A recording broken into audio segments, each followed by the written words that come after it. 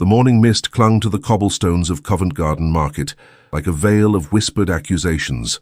Miss Clara Whitmore, once a name spoken with gentle admiration in London's drawing rooms, now moved through the crowd like a ghost, her blue-grey eyes fixed downward, her slender fingers clutching the worn reticule that had replaced the beaded purses of her former life. The winter had been cruel, but society's judgment proved far crueler.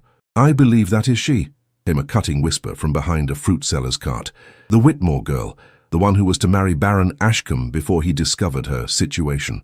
Clara's cheeks flushed, but her posture remained unwavering. 6 months had taught her that dignity must be preserved, even when honor was shattered. She selected a modest bunch of violets, her only indulgence since the scandal had rendered her nearly destitute. "2 pence for the young lady," said the flower seller, her weathered face softening. "They'll brighten your parlour, they will." "You are most kind, Mrs. Finch," Clara replied, her voice carrying the quiet dignity that no amount of disgrace had managed to diminish. As she turned to leave, a carriage halted at the edge of the square, black lacquer gleaming, the horse's flanks steaming in the morning chill. The crowd parted, not with the usual mild curiosity, but with reverence that bordered on fear.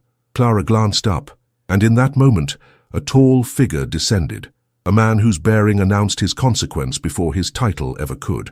"The Duke of Ravenshire," someone murmured. "What business could his grace have in Covent Garden at this hour?" Duke Adrian Harrow moved with the confident authority of a man accustomed to command. His silver-grey eyes surveyed the market with detached interest until they fell upon Clara, and there they lingered, as if recognizing something long sought. She felt his gaze like a physical touch and turned away, painfully aware of her faded pelisse and the modest violets that marked her reduced circumstances. "Miss Whitmore," came a firm voice beside her, and Clara nearly dropped her flowers. The Duke of Ravenshire stood before her, removing his hat with an elegant gesture that silenced the entire market. "I believe you dropped this?" In his gloved hand lay a small silver locket, one she had never seen before. "Your Grace, I fear you are mistaken," she replied, her voice barely above a whisper. "That trinket does not belong to me." The Duke's expression remained impassive, but his eyes held a warmth at odds with his reputation for cold judgment. "I assure you, Miss Whitmore, it is yours. It bears the crest of truth, which I believe is your most constant companion." The market had grown silent. Every eye watched this inexplicable exchange between London's most powerful duke and the woman whose name had become synonymous with disgrace. "I cannot accept what is not mine," Clara insisted, though her voice trembled slightly, particularly when the gift would surely lead to further misconceptions. "Then perhaps," replied the Duke, replacing his hat with deliberate slowness, "I might escort you home and explain my certainty regarding its provenance, unless you fear that my company would tarnish your reputation further." A small, defiant smile touched Clara's lips. "I believe, Your Grace, that my reputation has reached its nadir. Your company could scarcely drive it lower." A murmur rippled through the onlookers. The Duke of Ravenshire, known for his impeccable propriety and unyielding standards, offered his arm to Clara Whitmore with a courtliness that seemed to challenge the very society he represented. "Mrs. Hertford," he addressed his housekeeper later that morning, "prepare the blue drawing-room. We shall have a visitor at noon." The austere woman paused in the doorway. "Forgive me, Your Grace, but is it wise to receive that particular lady? The Countess Verena has spread such vicious rumors that even Lady Mildred has begun to—" "I did not ask for your counsel on this matter," the Duke interrupted, his tone level, but allowing no further discussion. "Only your discretion." When Clara arrived, the snow had begun to fall, adding another layer of white to a city already entombed in winter's embrace. She had changed into her one remaining presentable gown, pale blue muslin that had seen better days, but still spoke of careful maintenance. "Miss Whitmore," the Duke greeted her, standing as she entered. No footman announced her. This meeting existed outside the formal rituals of society. "Thank you for honoring me with your presence." Clara removed her gloves with practiced grace, the gesture revealing slender wrists marked by subtle tension.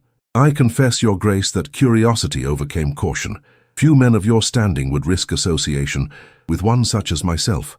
Perhaps that speaks more to the bankruptcy of their character than to any failing of yours." The Duke gestured to a chair near the fire. "Please sit. London's chill seems particularly vindictive this season."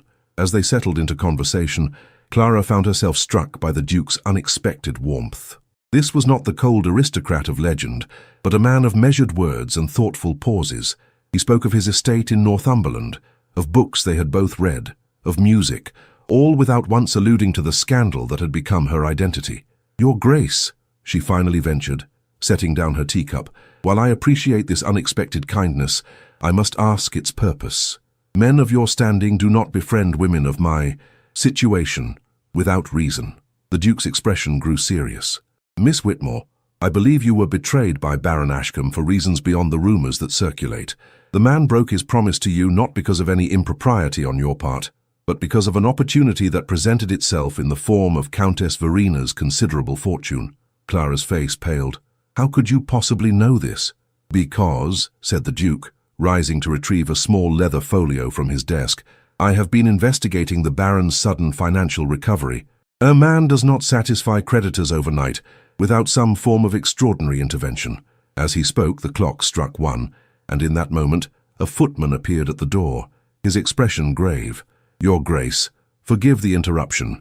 Lady Mildred Greaves requests an immediate audience on a matter she claims cannot wait." The Duke's eyes met Clara's, and in that shared glance passed an understanding.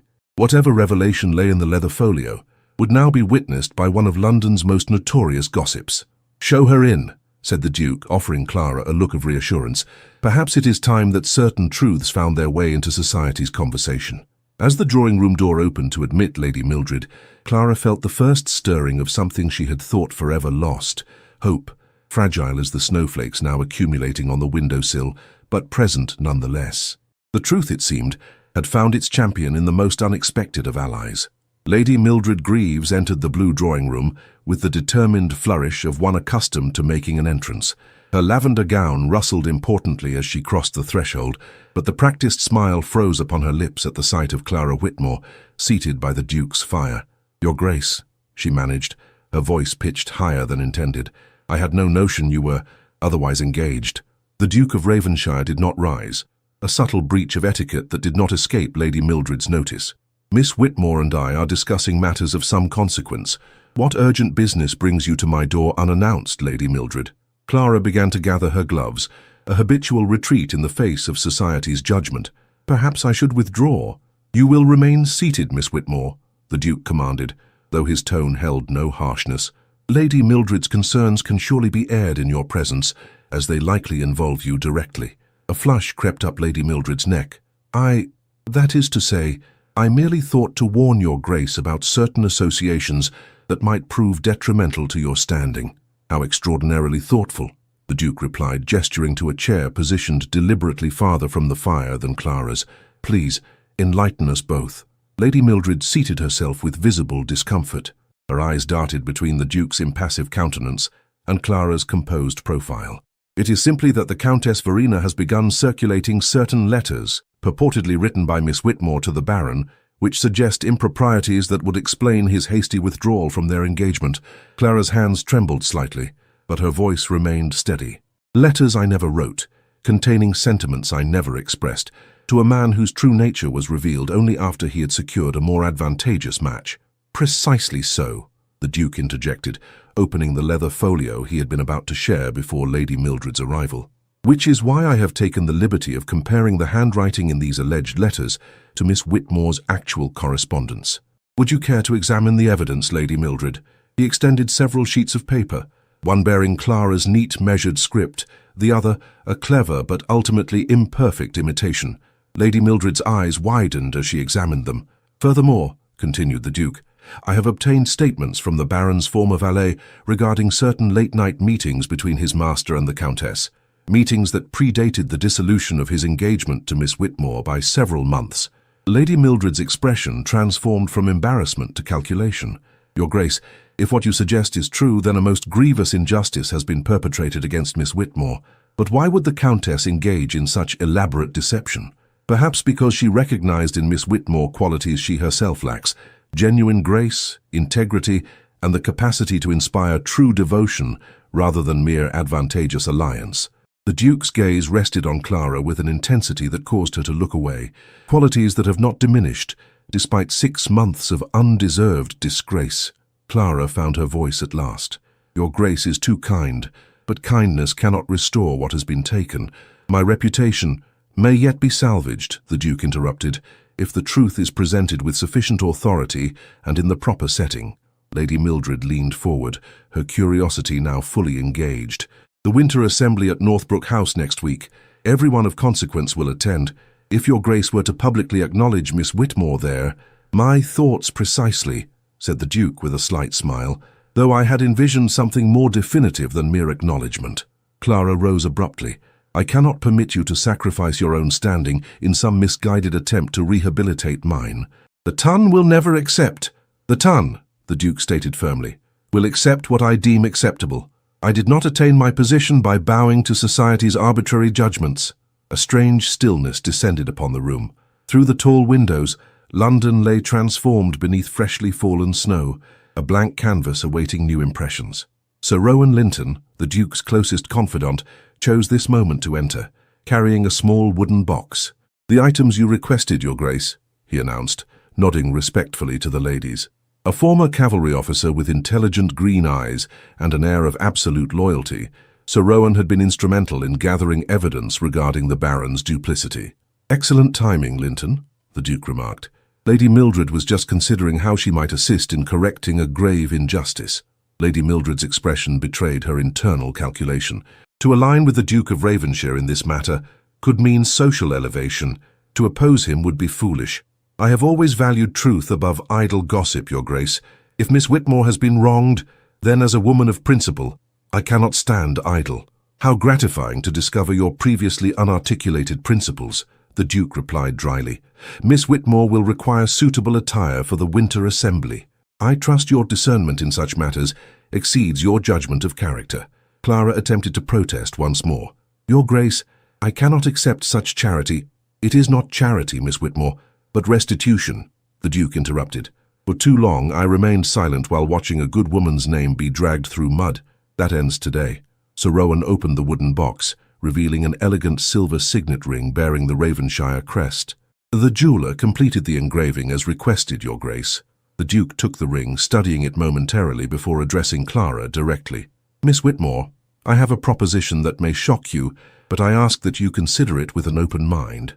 Adrian, Sir Rowan cautioned, using the Duke's given name with the familiarity of long friendship. Perhaps this discussion might better proceed without an audience. Lady Mildred rose indignantly. If I am to assist in Miss Whitmore's social rehabilitation, surely I should be privy to— You misunderstand your role, Lady Mildred, the Duke stated. You are not to assist in Miss Whitmore's rehabilitation. You are merely to cease contributing to her defamation. A subtle but significant distinction. With thinly veiled displeasure, Lady Mildred allowed Sir Rowan to escort her from the room, though not before casting a final, curious glance at the silver signet. Alone once more with Clara, the Duke's formidable demeanour softened. Forgive Lady Mildred's presumption. She means well after her fashion. Your defence of me is both unexpected and deeply appreciated, Clara replied, but I fear even your considerable influence cannot undo what has been done. Some stains once set refuse to lift. The Duke moved to stand beside her at the window. Snow continued to fall, muffling London's usual clamour. Miss Whitmore, what do you know of my family history? Surprised by the question, Clara hesitated. Only that the Ravenshire title is among the oldest and most respected in England. Indeed, yet what few remember is that my grandfather, the 9th Duke, married a merchant's daughter amid tremendous scandal. Society predicted disaster. Instead, theirs became one of the most successful alliances of their generation. He turned to face her directly. The Harrow lineage has never feared defying convention when convention proves itself unworthy. Clara studied him, confusion evident in her expression. Why tell me this, Your Grace? Because I intend to offer you protection in the most definitive way possible, he replied, opening his hand to reveal the silver signet, not through mere patronage or public acknowledgement, but through marriage. The blood drained from Clara's face. Marriage? Your Grace, you cannot possibly— I assure you I can. A hint of amusement touched his features, though I confess I had planned a more conventional courtship. Unfortunately, the Countess's machinations have accelerated my timetable. Clara shook her head in disbelief. This is madness. You know nothing of me beyond what rumour has distorted. I know enough, the Duke replied simply. I know you maintained your dignity when lesser souls would have crumbled. I know you face each day with quiet courage, despite undeserved censure. I know your eyes reveal intelligence and compassion that society has been too blind to value. He placed the signet ring on the small table between them, an offering rather than an imposition. I do not expect an immediate answer. Consider it carefully, but know this. My proposal stems not from pity, but from genuine admiration. Clara stared at the ring, its silver surface catching the firelight. Even if I were to accept, which would be utter folly, the Baron would surely protest. His pride— "The Baron," interrupted the Duke, "is about to face far greater concerns than wounded pride. The evidence of his financial improprieties grows more damning by the day." As though summoned by his words, Sir Rowan reappeared at the doorway, his expression grave. "Your Grace, forgive the interruption, but an urgent message has arrived from the city. Baron Ashcombe has been arrested for fraud against his creditors." Clara gasped softly. "Arrested? But surely his connection to the Countess—" "Will prove insufficient protection," the Duke finished. "The Countess values advantage above loyalty. When she learns of his arrest, she will distance herself with remarkable speed." Sir Rowan nodded grimly. "Already done, Your Grace." The Countess was observed departing for her country estate not an hour past, leaving explicit instructions that any inquiries regarding the Baron should be directed to his solicitors, not to her household. A heavy silence filled the room as Clara absorbed these developments. The very people who had orchestrated her social destruction were now facing their own downfall. "The wheel turns," murmured the Duke. "Justice may arrive late, but it arrives nonetheless." Clara's gaze returned to the silver signet, its surface reflecting fragments of her transformed world. "And what of me? Am I to serve merely as the instrument of their humiliation?" "No, Miss Whitmore," the Duke replied solemnly. "You are to be the living embodiment of truth vindicated. The choice of how that vindication takes form rests entirely in your hands."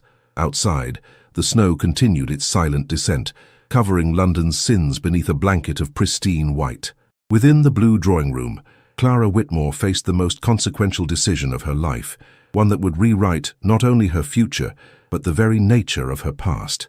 The morning following the Duke's extraordinary proposal dawned with clarity rarely seen in London's winter. Clara stood at her modest lodgings window, watching sunlight transform frost-covered panes into diamond-like brilliance. The silver signet ring, which she had neither accepted nor refused, lay upon her dressing table, its presence both promise and peril. Mrs. Pembroke, her landlady, rapped gently at the door. "Miss Whitmore, a package has arrived for you. From Ravenshire House, if the livery is to be believed," Clara admitted the kindly widow, who bore a large box tied with silver ribbon. "Thank you, Mrs. Pembroke. Has there been any discussion among the other tenants regarding yesterday's visitor?" The older woman's eyes twinkled knowingly. "When the Duke of Ravenshire's carriage appears in Bloomsbury, tongues will wag, but I've set them straight. Told them His Grace likely sought your expertise on some historical matter, given your father's reputation as a scholar." Clara smiled gratefully. Her father's modest academic achievements had been all but forgotten since the scandal, yet Mrs. Pembroke had fabricated this plausible explanation to protect her dignity. "You are unfailingly kind," Clara murmured. After the landlady's departure, Clara carefully untied the ribbon. Within the box lay a gown of silver blue silk, elegant without ostentation, expensive without vulgarity. A small note accompanied it. "For this evening's engagement at Thornfield Concert Hall, a carriage shall call at 7, Ravenshire." Clara's fingers trembled as she touched the fabric. The Duke had mentioned no such engagement yesterday. This was his opening gambit, a public appearance carefully orchestrated to begin her reintroduction to society. Across London, in the stately confines of Ravenshire House, the Duke sat reviewing correspondence with Sir Rowan Linton. "The Baron's arrest has caused precisely the stir we anticipated," Sir Rowan reported.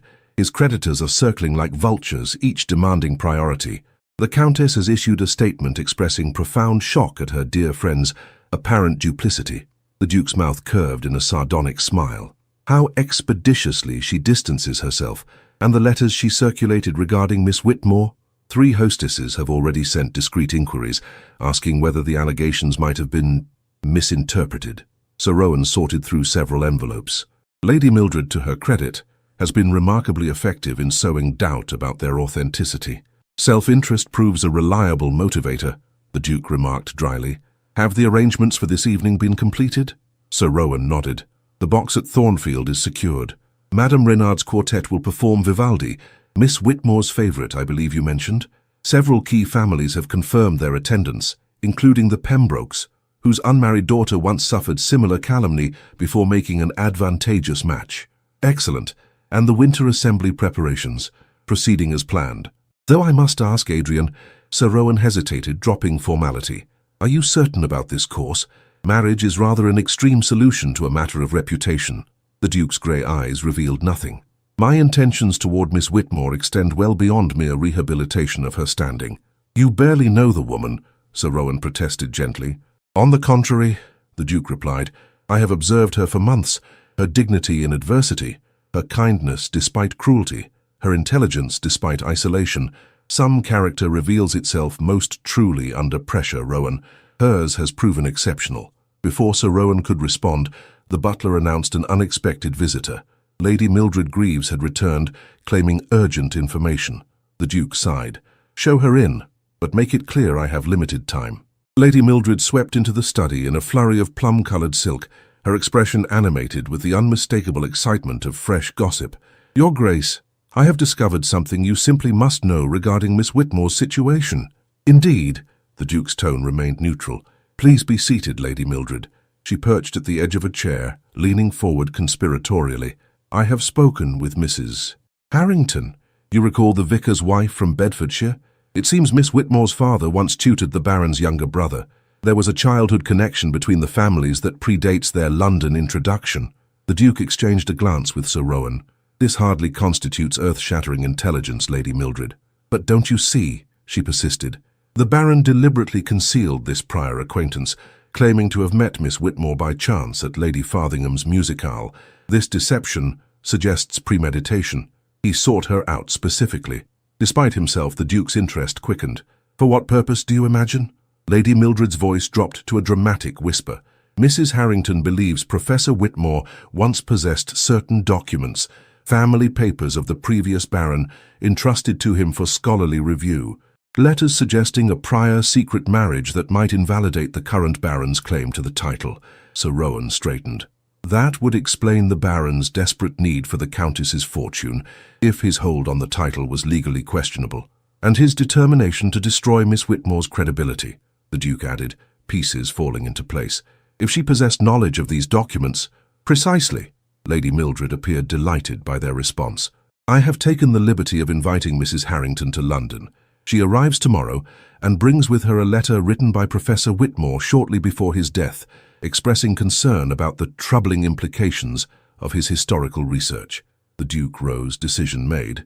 Lady Mildred, your assistance in this matter is unexpectedly valuable. Sir Rowan will provide details regarding this evening's engagement at Thornfield Concert Hall. I trust you will attend. Understanding his implied instruction, Lady Mildred nodded eagerly. I wouldn't miss it for the world, Your Grace. After her departure, Sir Rowan turned to his friend. This changes matters considerably. If Clara Whitmore was targeted not for some imagined impropriety, but to suppress legitimate evidence of fraud, then her rehabilitation becomes not merely personal, but a matter of justice, the Duke finished. The question remains, does she know about these documents? At precisely 7 o'clock, the Ravenshire carriage arrived at Clara's lodgings. She descended the stairs in the silver-blue gown, her hair arranged in a simple but elegant style, adorned with a single pearl hairpin, a relic from happier days. Mrs. Pembroke watched her departure with misty eyes. Like a phoenix rising, she murmured to herself. God bless his Grace for seeing what others refused to see. The Duke awaited Clara inside the carriage, his formal evening attire enhancing his commanding presence. Miss Whitmore, he greeted her, his eyes warming with appreciation. You look magnificent. Your gift is far too generous, Clara replied, settling across from him. I cannot help but feel I am being dressed for a role in some elaborate theatrical production. Not a production, a restoration, he corrected. Tonight marks the beginning of society's reckoning with its hasty judgment. As the carriage rolled toward Thornfield, the Duke studied her with careful attention. I must ask you something of a delicate nature, Miss Whitmore. Your father's academic work. Did it ever involve historical research regarding the Ashcombe family line? Clara's surprise was evident. Indeed it did. Father spent his final year examining correspondence from the 7th Baron, documents suggesting a secret marriage to a French émigré during the Revolution. Her brow furrowed. How could you possibly know this? Lady Mildred has proven unexpectedly useful, the Duke replied. These documents, do they still exist? Clara hesitated, her fingers unconsciously touching the pearl hairpin. The Baron demanded their return after Father's death, claiming they were family property. I surrendered the papers, but, the Duke prompted gently. Father had made copies of the most significant letters. He believed they contained evidence that the current Baron's grandfather was born before his parents' legal marriage, potentially invalidating the inheritance. Clara's voice dropped to a whisper. Those copies are secured in my hairpin case, the one possession the Baron did not think to demand. The Duke's expression grew grave. This explains everything. His abrupt termination of your engagement, the Countess's vicious campaign, the manufactured letters. They sought to discredit you before you could reveal the truth. Clara stared out at the passing street lamps. I never threatened to reveal anything. I simply asked the Baron why he had insisted on the return of academic papers with no apparent monetary value. That question alone would have alarmed him, the Duke explained, particularly if he had already begun negotiations with the Countess. They arrived at Thornfield Concert Hall to find it illuminated and bustling. The Duke alighted first, offering his hand to assist Clara. Whispers immediately rippled through the gathering crowd as they recognized both his commanding figure and his unexpected companion. Courage, Miss Whitmore, he murmured, placing her hand firmly on his arm. Remember, you have nothing to apologize for and much to reclaim. As they ascended the stairs, Clara felt the weight of countless stares. The Countess Verena stood near the entrance, resplendent in emerald velvet. Her expression froze in shock at the sight of Clara on the Duke's arm. Your Grace, she managed, her voice honeyed despite her evident displeasure. What an unexpected pairing.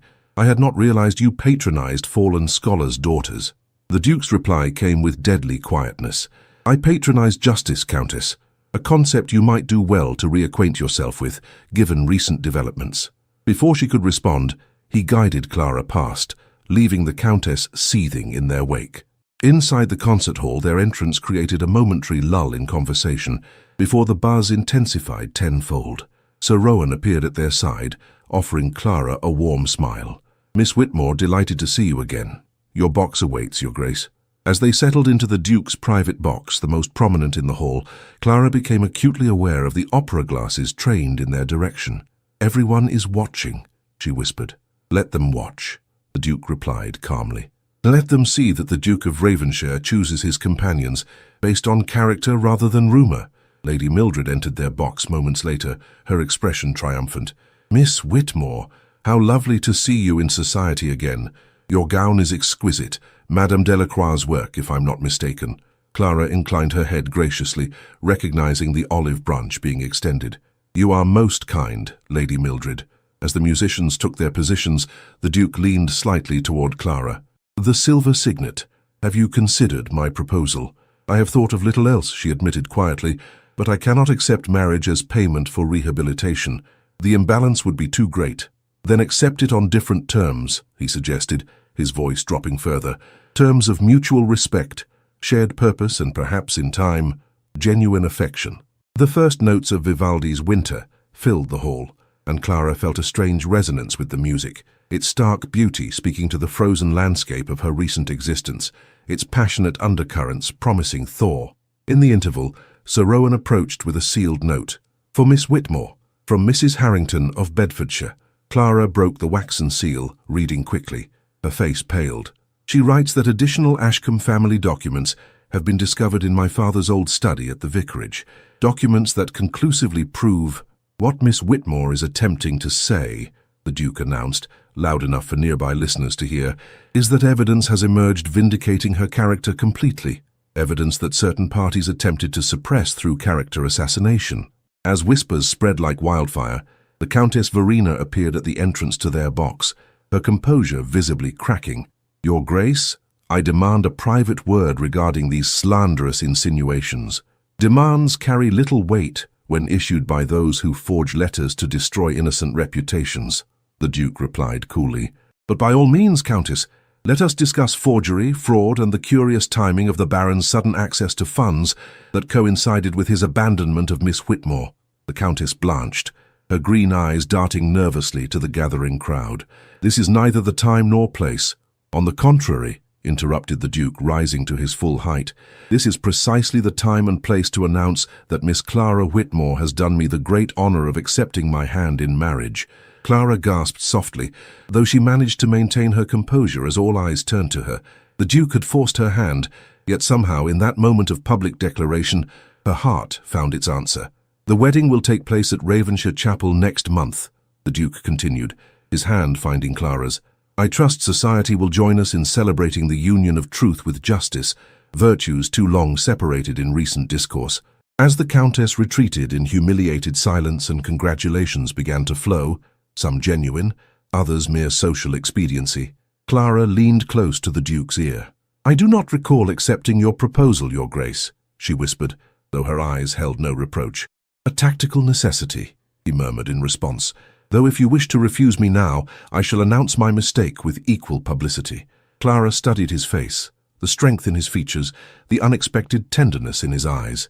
"No," she finally said, "I believe I shall hold you to your word, Your Grace. Truth and justice indeed deserve proper union."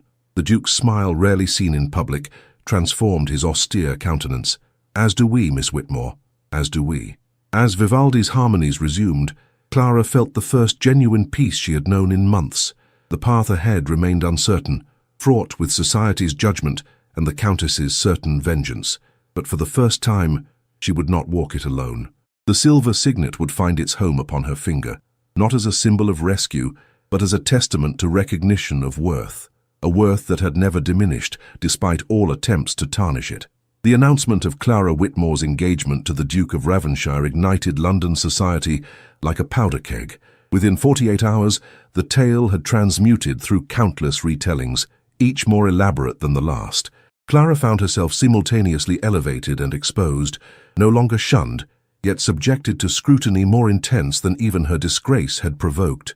"They are saying," reported Mrs. Pembroke as she poured morning tea, "that you bewitched his Grace with some foreign concoction. Ridiculous, of course, but Lady Dunnington's maid swears she overheard it at the modistes." Clara sipped her tea with outward calm. "People will believe what comforts their understanding of the world, Mrs. Pembroke. The notion that a disgraced woman might be chosen for her character, rather than despite it, proves too radical for many to accept." The landlady patted Clara's hand affectionately. "Well, I for one couldn't be prouder, though I dare say we shall miss you when you remove to Ravenshire House." This imminent change of residence, scheduled for the following day, had occupied much of Clara's thoughts. The Duke had insisted upon propriety. She would reside with his aunt, Lady Helena Harrow, who had arrived from Bath specifically to chaperone her future niece. A soft knock at the door heralded the arrival of Sir Rowan Linton, bearing yet another parcel from the Duke. "Miss Whitmore, good morning. His Grace sends his regards and this modest token." The modest token proved to be a pearl necklace of exceptional quality, accompanied by a note. "For this afternoon's interview with Lady Helena, she values punctuality, honesty, and proper ornamentation, in that precise order. Ravenshire." Sir Rowan cleared his throat. "I should warn you, Miss Whitmore, that Lady Helena's approval is not easily won. She raised his Grace after his parents' untimely death and remains his most trusted adviser." "Then I shall endeavour to present myself honestly, Sir Rowan." Clara carefully returned the pearls to their box. "Though, I confess, these constant gifts make me uneasy. I did not accept his Grace's proposal for material advancement." "He knows that," Sir Rowan assured her, "which is precisely why he holds you in such esteem." As Sir Rowan departed, another visitor arrived, one far less welcome. Lady Mildred burst into Clara's modest sitting room, her expression a curious mixture of excitement and concern. "My dear Miss Whitmore, you must prepare yourself. The Countess has made a most terrible accusation in this morning's society pages." She thrust a newspaper into Clara's hands, jabbing at a particular column with dramatic emphasis. The item, written with malicious delicacy, suggested that a certain recently elevated young lady had gained her aristocratic fiancé through the strategic deployment of compromising documents, rather than genuine affection. It further implied that blackmail rather than romance explained the otherwise inexplicable match. Clara's hands trembled slightly, but her voice remained steady. "The Countess grows desperate. This transparent attempt to reframe the narrative will only damage her credibility further." "But don't you see," Lady Mildred pressed, "she's suggesting the very documents that vindicate you are being used as leverage against the Duke. It's diabolically clever. transforming your exoneration into a new scandal. Before Clara could respond, Mrs. Pembroke announced another caller. Mrs. Harrington had arrived from Bedfordshire, bearing the promised Ashcombe family papers. The vicar's wife entered, a sturdy woman with kind eyes and a resolute bearing, clutching a weathered leather portfolio. "Miss Whitmore, what joy to see you looking so well despite these tribulations," she exclaimed, embracing Clara warmly. "I have brought every document your dear father entrusted to my husband's safekeeping." The current Baron never thought to inquire at the vicarage, assuming all papers remained in London. As the three women examined the documents, the true extent of Baron Ashcombe's precarious situation became apparent. Professor Whitmore had uncovered incontrovertible evidence of a legitimate prior marriage by the Baron's grandfather, rendering the current Baron's claim to the title legally void. "No wonder he broke your engagement so abruptly," Mrs. Harrington observed. "Once he realized your father had documented this family secret, you became a liability rather than an asset." Lady Mildred's eyes gleamed with the thrill of fresh intelligence.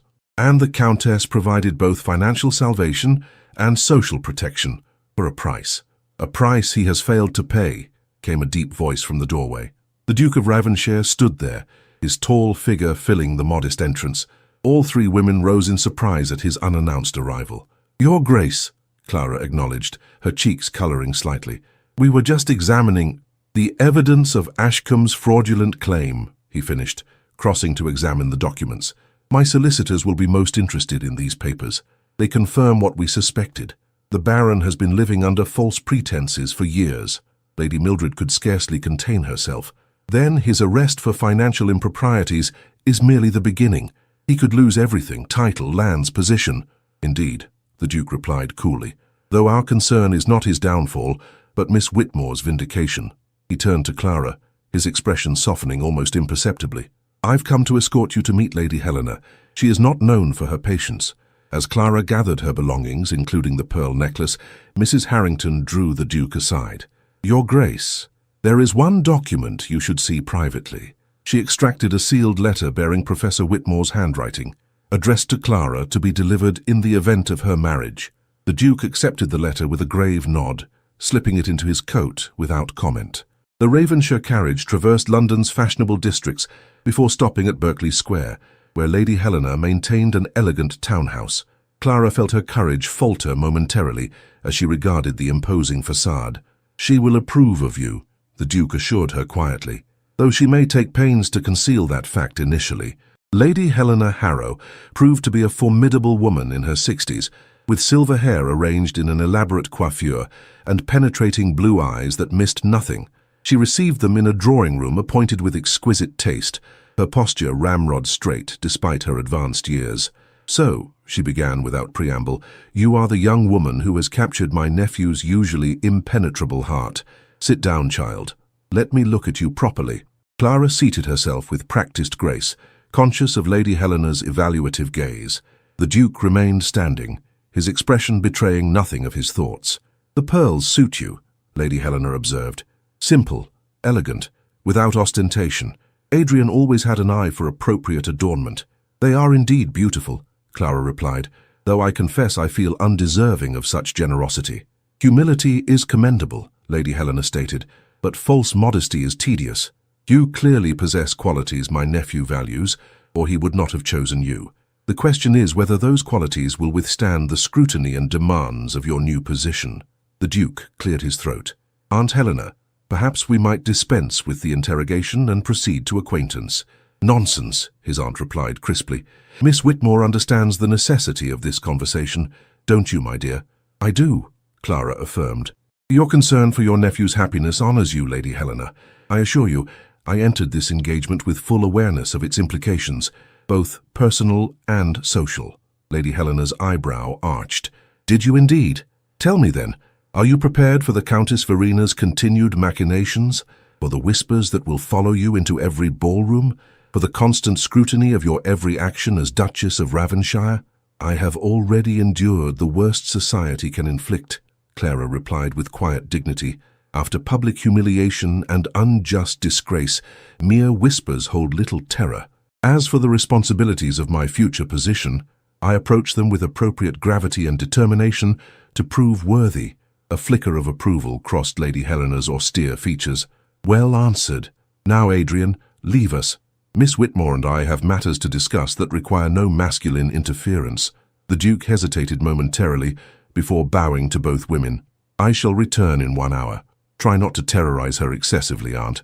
After his departure, Lady Helena's demeanor softened marginally. "Now, my dear, we may speak frankly. You should know that Adrian has never acted impulsively in matters of consequence. His proposal, while perhaps seeming sudden to society, represents careful consideration." Clara's surprise must have shown, for Lady Helena continued, "Oh yes, he has been aware of your situation for months. The injustice of your treatment offended his sense of propriety long before he developed a personal interest." "I had no idea," Clara murmured. "Naturally not. Adrian observes much and reveals little."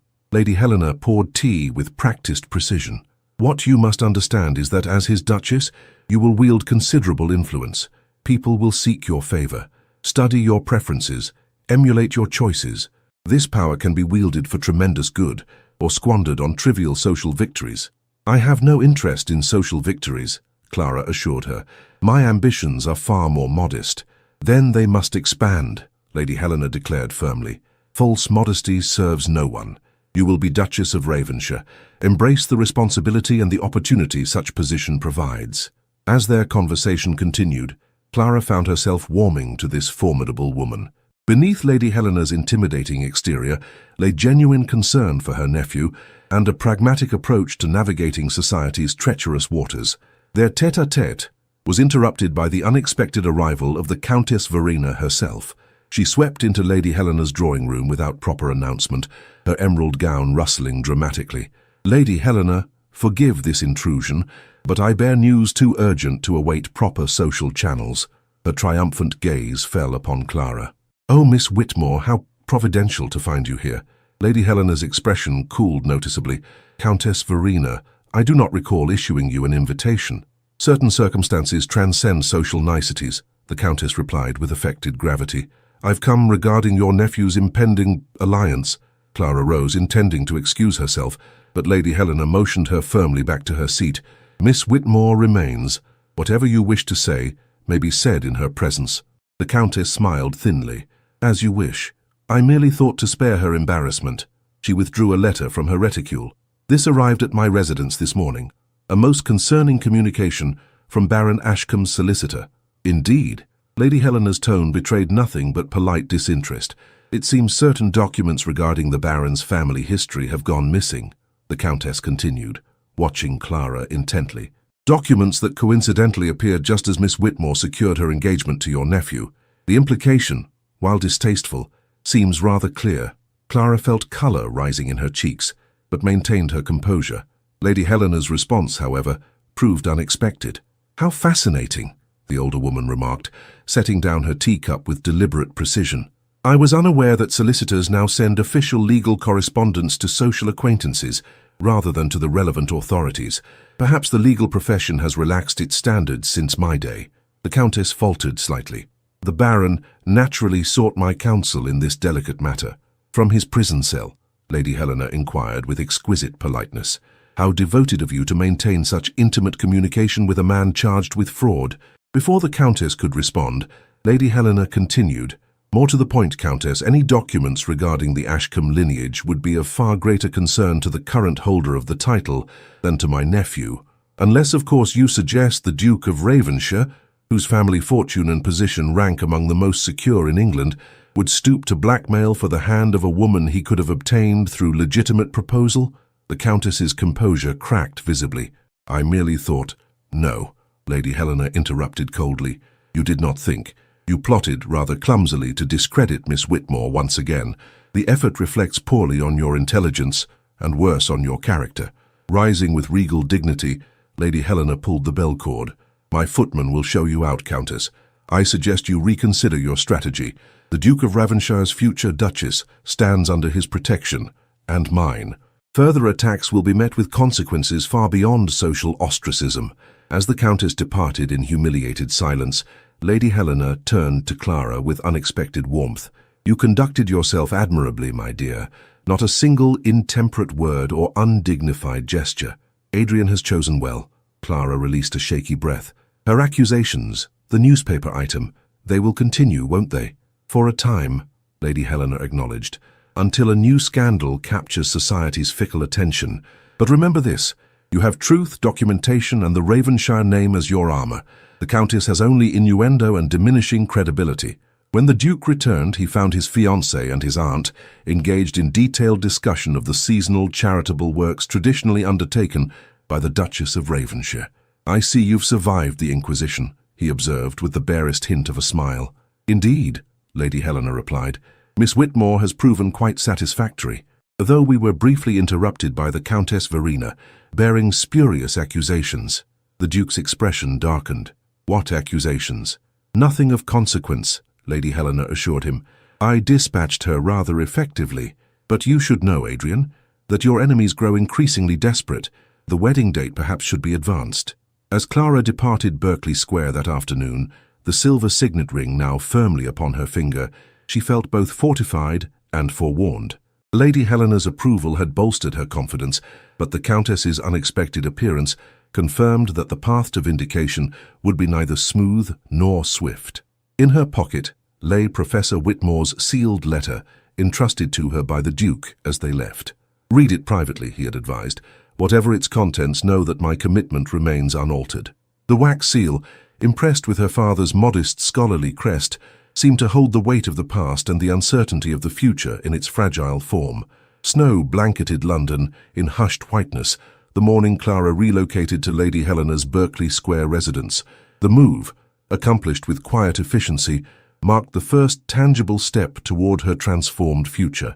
Her meager possessions, a trunk of modest clothing, her father's books, and a small case of personal mementos, seemed almost laughably inadequate for a future duchess. "Your new wardrobe arrives this afternoon," Lady Helena informed her over breakfast. "Madame Delacroix has worked miracles in limited time.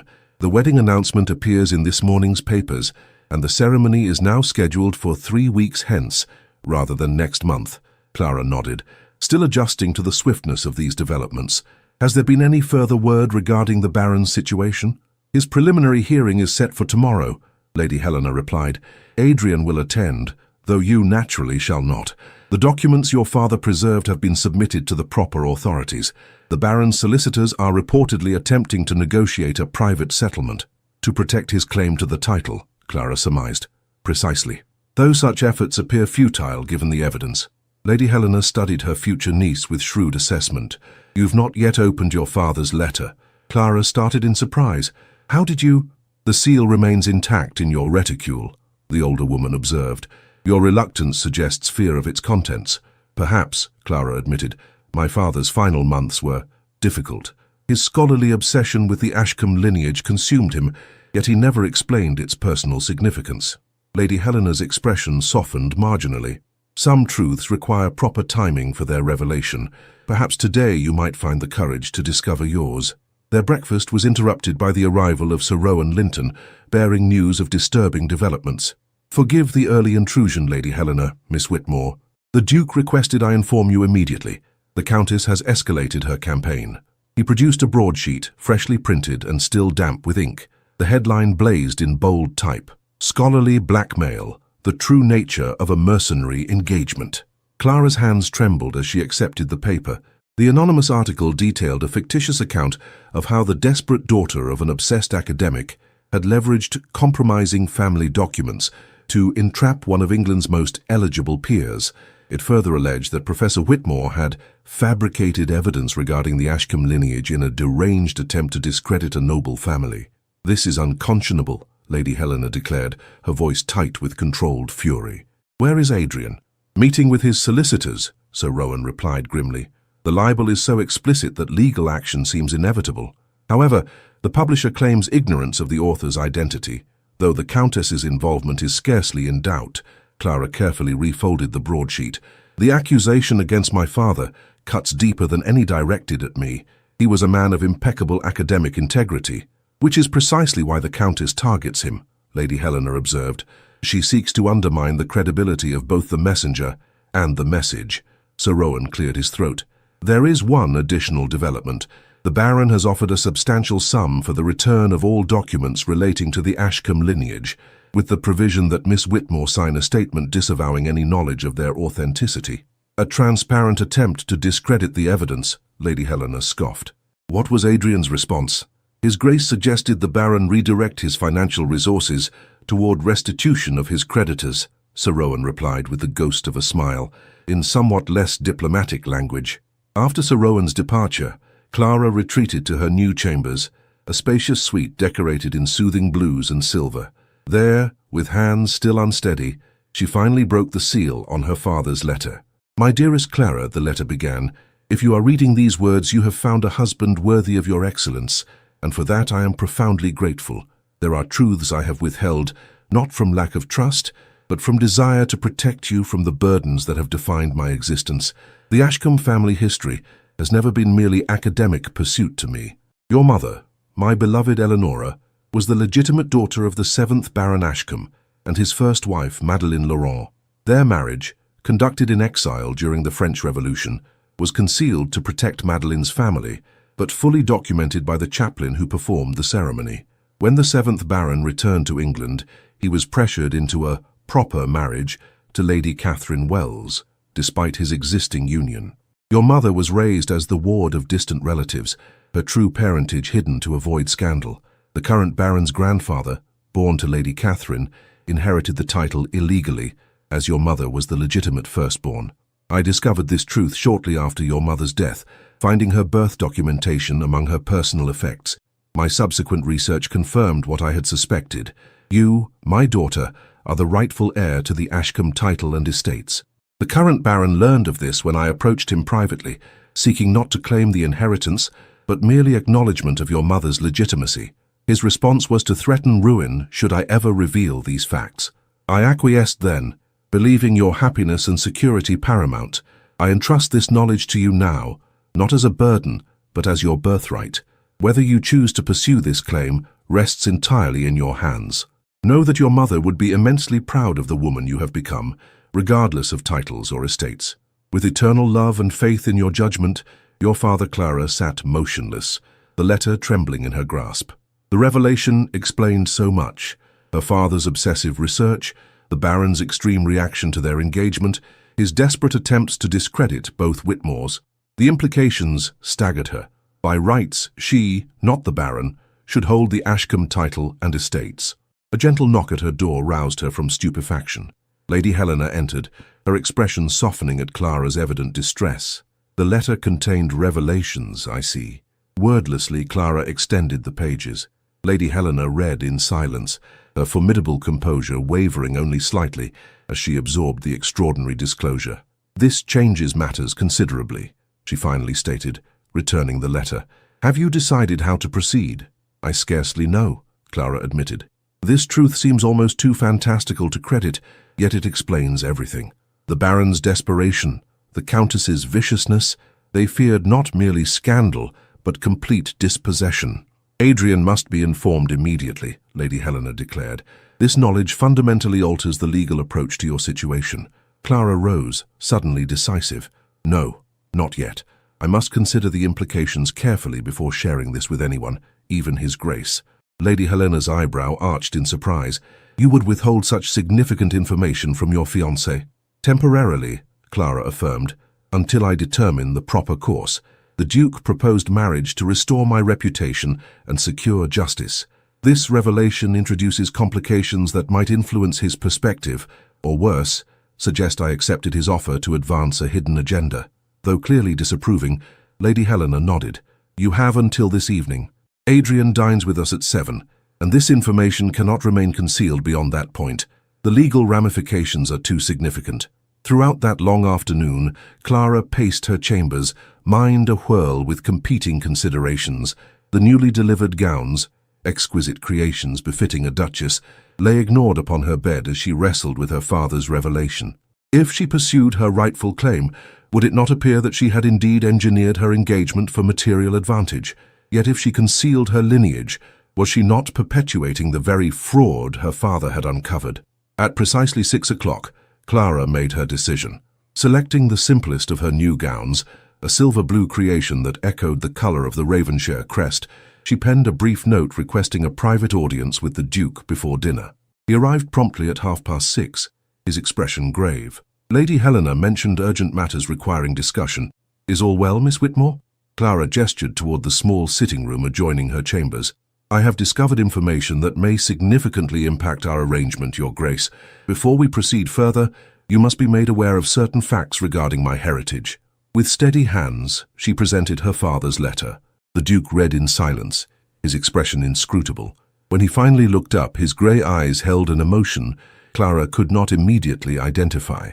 "You are the legitimate heir to the Ashcombe title and estates," he stated flatly. "This explains the Baron's extraordinary efforts to discredit your family. It also raises questions about my acceptance of your proposal," Clara responded quietly. "I fear you might now perceive ulterior motives where none existed." The Duke studied her with penetrating intensity. "When did you become aware of this information?" "This morning, when I finally opened my father's letter. And your first instinct was to inform me, despite the risk to our engagement?" Clara nodded. "Honesty between us seems essential, regardless of consequences. If this revelation alters your perception of our arrangement—" "It alters nothing," the Duke interrupted, his voice suddenly gentle, "except perhaps my admiration for your integrity. Many would have concealed this knowledge until after the marriage was secured." Relief washed through Clara, followed immediately by uncertainty. "But surely this complicates matters. As your wife, should I pursue my rightful claim to another title and estate?" "The complication is legal, not personal," the Duke replied. "The Ravenshire solicitors will determine the most appropriate approach. What matters is that you did not conceal this information, despite abundant opportunity and motivation to do so." He moved closer, taking her hands in his. "Clara, when I proposed marriage, I offered not merely my name, but my complete trust. Your forthright disclosure confirms that trust was well placed." For the first time he addressed her by her given name, the formality between them diminishing in this moment of profound honesty. Clara felt the subtle shift in their relationship, a deepening beyond arrangement toward genuine partnership. Their conversation was interrupted by Lady Helena's summons to dinner. Throughout the evening, Clara sensed the Duke's gaze returning to her with new consideration. Their engagement, begun as an act of justice, had transformed into something more complex and potentially more meaningful. As coffee was served in the drawing room, Sir Rowan arrived with fresh intelligence. "The Baron has made a desperate countermove. He claims to possess letters written by Professor Whitmore, admitting to academic fraud, specifically the fabrication of evidence regarding the Ashcombe lineage." "Preposterous," the Duke declared. "No such letters exist. Nevertheless, he threatens to publish them unless all claims regarding his legitimacy are withdrawn," Sir Rowan continued. "His solicitor delivered this ultimatum an hour ago, demanding response by morning." Clara's composure nearly faltered. "He would posthumously defame my father to protect his fraudulent claim? He faces not merely financial ruin, but complete social annihilation," Lady Helena observed. "Desperate men employ desperate measures." The Duke's expression hardened. "Sir Rowan, inform the Baron's solicitor that his client's threat constitutes additional evidence of criminal conspiracy. The Ravenshire solicitors will present all documentation regarding the Ashcombe succession to the Lord Chancellor tomorrow morning, including Professor Whitmore's letter identifying Clara as the legitimate heir." Clara gasped softly. "Your Grace, Adrian, are you certain this is wise? Once this claim becomes public, many will assume our engagement served merely to advance my position." "Let them assume what they will," the Duke replied firmly. "The truth will eventually silence even the most determined detractors." As Sir Rowan departed with these instructions, a footman announced another visitor. Lady Mildred Greaves had arrived, bearing news she claimed could not wait until morning. "The Countess has left London," she announced breathlessly upon entering. "Her household departed for her country estate in Kent this afternoon, taking an unusual quantity of luggage for a brief retreat." The Duke and Lady Helena exchanged significant glances. "Flight," Lady Helena remarked. "The first admission of guilt." "But why now?" Clara wondered. "What precipitated this sudden departure?" "Perhaps," the Duke suggested, "the discovery that her financial entanglement with the Baron extended beyond mere social alliance.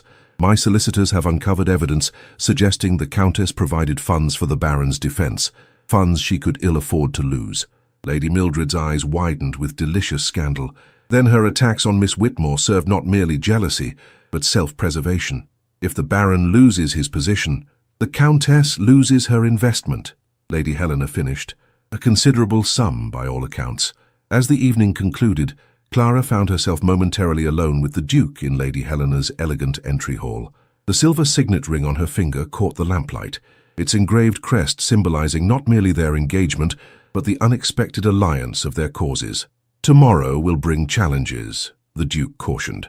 "Once your claim becomes public knowledge, society will divide in its assessment of our engagement. Many will question your motives, and by extension, my judgment." "I am prepared," Clara assured him, though her heart quailed at the prospect of fresh scandal. "The truth, however uncomfortable, must prevail." The Duke's expression softened as he studied her resolved countenance. "In the brief time of our acquaintance, Miss Whitmore, you have displayed courage that many born to privilege never develop in a lifetime. I find myself increasingly fortunate in our arrangement." He raised her gloved hand to his lips, a gesture of formal courtesy transformed by the warmth in his grey eyes into something far more intimate. "Until tomorrow, then. Sleep well, knowing that whatever storms arise, you no longer face them alone." As Clara ascended the stairs to her chambers, the sealed Ashcombe documents secure in their leather folio beneath her pillow, she felt both the weight of impending conflict and the strange lightness of shared burden. Tomorrow would indeed bring challenges, perhaps even greater humiliation, but for the first time since her father's death, she would meet adversity with a powerful ally by her side. Dawn broke with crystalline clarity over London, the winter sun casting long shadows across snow-covered squares. Clara stood at her window, watching the city awaken, acutely aware that by nightfall, her life would again be transformed. The Ravenshire solicitors would present her claim to the Ashcombe title before the Lord Chancellor that morning, a legal proceeding that would inevitably generate fresh scandal. "Your new morning dress, miss," announced the lady's maid Lady Helena had assigned to her, "and this just arrived for you." The maid presented a small velvet box bearing the Ravenshire crest. Within lay a brooch of silver filigree surrounding a single perfect pearl, elegant in its simplicity, significant in its symbolism. The accompanying note read simply, "Truth adorns better than pretense. Wear this today. A." Clara pinned the brooch at her throat, drawing strength from this tangible evidence of the Duke's support. The morning dress, a creation of dove-grey silk with subtle silver embroidery, had clearly been selected to convey dignified determination rather than ostentation. Breakfast proved a subdued affair. Lady Helena reviewed the day's strategy with military precision. "Adrian has already departed for his solicitor's chambers. You will remain here until midday, then join him at Ravenshire House for the formal announcement regarding your heritage. Sir Rowan will escort you." "Has there been any response from the Baron to last night's message?" Clara inquired. "None directly," Lady Helena replied, "though his solicitors requested an urgent meeting this morning, a request Adrian declined. The time for negotiation has passed." As Lady Helena spoke, the butler entered bearing a silver salver. "A message for Miss Whitmore delivered by special courier." The envelope bore no crest or identification. Clara broke the plain wax seal with steady fingers, though her heart quickened at the sight of the distinctive handwriting within. "Miss Whitmore," the letter began, "circumstances compel me to address you directly, bypassing the formalities that would normally prohibit such communication. By now you have undoubtedly been made aware of certain claims regarding your maternal lineage, claims that threaten the very foundation of my position and heritage. I propose a private meeting to discuss terms that might prove mutually beneficial. Your legitimate concerns regarding your mother's recognition could be addressed without the unnecessary upheaval of public legal proceedings. The Duke of Ravenshire, while well-intentioned, perhaps fails to appreciate the delicacy of aristocratic succession disputes. A carriage will await your convenience at the corner of Berkeley Square at 11 o'clock. I give you my word as a gentleman that you will be treated with utmost respect and return safely within 2 hours. Consider carefully before rejecting this opportunity for discreet resolution." Baron Ashcombe. Clara passed the letter to Lady Helena, whose expression darkened as she read. "Absolutely not," the older woman declared. "This transparent attempt to separate you from Adrian's protection borders on desperation. You cannot seriously consider accepting." "On the contrary," Clara replied thoughtfully, "I believe I must." Lady Helena stared in astonishment. "Have you taken leave of your senses? To meet privately with the man who orchestrated your disgrace offers an opportunity to observe his true state of mind," Clara finished. "The Baron would not risk such a meeting unless truly desperate. Perhaps he might reveal information valuable to our cause." "Out of the question," Lady Helena insisted. Adrian would never permit such recklessness, which is precisely why he need not know until afterward, Clara countered with newfound assertiveness. Lady Helena, I have spent months as passive victim of others' machinations.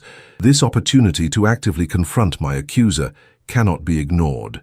Their argument continued for several minutes before Lady Helena reluctantly acknowledged the potential merit in Clara's reasoning. However, she stipulated firmly, you shall not go unprotected. Sir Rowan must accompany you, discreetly, but present nonetheless. The Baron would never speak freely with Sir Rowan present, Clara objected. Then he shall follow separately, Lady Helena decided, and you will carry this. She withdrew a small silver whistle from her desk. A single blast will bring assistance immediately. Thus equipped and with extreme reluctance from Lady Helena, Clara departed Berkeley Square at precisely 11 o'clock. The promised carriage awaited, an unmarked conveyance of respectable appearance. Sir Rowan followed at a discreet distance, his expression grave with concern. To Clara's surprise, the carriage delivered her not to some clandestine location, but to the Baron's London residence, a handsome but relatively modest townhouse in Mayfair. A servant escorted her directly to a well-appointed study, where Baron Ashcombe awaited. The Baron had aged visibly since their last meeting 6 months earlier. His once imposing figure appeared diminished, his complexion sallow, his eyes haunted by fear, poorly disguised as hauteur. Miss Whitmore, he acknowledged, gesturing toward a chair, I appreciate your willingness to meet privately. My willingness stems from curiosity rather than cooperation, Clara replied coolly, remaining standing. What possible, mutually beneficial terms could you offer after your systematic destruction of my reputation? The Baron flinched slightly at her directness. Circumstances have been regrettable. However, with goodwill on both sides. Goodwill? Clara interrupted, her voice steady despite her internal turmoil. You severed our engagement without explanation, fabricated rumors of impropriety, and allowed society to condemn me as disgraced. Recently, you threatened to posthumously defame my father. Where precisely might I locate evidence of your goodwill? The past cannot be undone, the Baron replied stiffly. I propose we focus on practical resolution. Your claim to the Ashcombe title, while perhaps technically valid, would precipitate years of costly litigation, public scandal, and mutual damage. Clara studied him dispassionately. You acknowledge the validity of my claim, then? The Baron hesitated, clearly choosing his words carefully. I acknowledge that certain documentation exists which, presented selectively, might create legal complications. However, not complications, Clara corrected. Justice. Recognition of my mother's legitimate birth and rightful place in the Ashcombe lineage. For a moment, genuine emotion broke through the Baron's careful facade. Do you truly believe the Ton would accept a woman, particularly one whose reputation has already suffered, as rightful holder of an ancient barony? The legal proceedings would become a public spectacle, benefiting no one but scandal-mongers. Clara recognized the first hint of vulnerability in his argument. Your concern centers not on legal outcome, but on public humiliation. My concern, the Baron countered, extends to practical realities. What advantage would you gain from years of litigation? As Duchess of Ravenshire, you will occupy a position far superior to that of Baroness Ashcombe. Why pursue this claim when you have already secured such an advantageous match? The implication that her engagement served merely social advancement struck Clara like a physical blow, yet she maintained her composure. Perhaps because justice transcends advantage. Perhaps because my mother's identity deserves acknowledgement regardless of my marital prospects. The Baron's expression hardened. Noble sentiments, but impractical. I offer concrete terms. A formal statement acknowledging your mother's legitimacy as daughter of the 7th Baron, a substantial financial settlement, and my public apology for any misunderstandings regarding your character. In exchange for, Clara prompted, though she already anticipated his demand, your signed renunciation of all claims to the Ashcombe title and estates, he confirmed, properly witnessed and legally binding. Clara allowed silence to stretch between them, strategically prolonging the Baron's discomfort. And the Countess Verena? Would she also offer apology for her systematic campaign against my reputation? The Baron's expression tightened. The Countess and I no longer maintain close association. Her actions were undertaken independently. How convenient, Clara observed. When your mutual conspiracy proves disadvantageous, suddenly your collaboration dissolves. You speak of conspiracy, yet align yourself with the Duke of Ravenshire to pursue your claim, the Baron countered. Is that not similarly strategic? Clara felt heat rise in her cheeks, but kept her voice level. The difference, Baron Ashcombe, lies in honest intent. My engagement to the Duke preceded any revelation regarding my heritage. Your alliance with the Countess, however, was predicated on mutual deception from its inception. Their exchange was interrupted by the unexpected entry of a footman. Begging your pardon, my lord, but the Duke of Ravenshire has just arrived and insists upon immediate admittance. The Baron blanched visibly. The Duke? How could he possibly? The answer arrived before the question completed, as the Duke himself strode into the study, his expression thunderous. Sir Rowan followed close behind, looking simultaneously apologetic toward Clara and grimly satisfied by the Duke's intervention. Your Grace, the Baron stammered, rising hastily, this unexpected visit is considerably less unexpected than your audacity in arranging a private meeting with my fiancée, the Duke interrupted coldly. Miss Whitmore, are you unharmed? Perfectly well, Clara assured him. Though her heart raced at this unforeseen development, Sir Rowan maintained discreet surveillance throughout. At Lady Helena's insistence, Sir Rowan clarified, though it was my decision to alert His Grace when the destination became apparent. The Duke's penetrating gaze returned to the Baron. I find it difficult to imagine what compelling argument you believed might sway Miss Whitmore when all previous attempts at intimidation have failed. Not intimidation, but compromise, the Baron protested. A private resolution benefiting all parties. A resolution predicated on continued suppression of truth, the Duke observed. How disappointingly predictable. The Baron's composure cracked further. Your Grace, surely you understand the practicalities involved. Miss Whitmore's claim, while perhaps technically valid, would generate scandal damaging to all concerned. On the contrary, the Duke replied. I find truth rarely damages those who embrace it willingly. The scandal, Baron Ashcombe, lies not in Miss Whitmore's legitimate heritage, but in your family's systematic concealment of it. Clara stepped forward, addressing the Duke directly. The Baron has offered acknowledgement of my mother's legitimacy and financial compensation in exchange for renunciation of my claim to the title. A generous concession, considering the legal complexities involved, the Baron interjected quickly.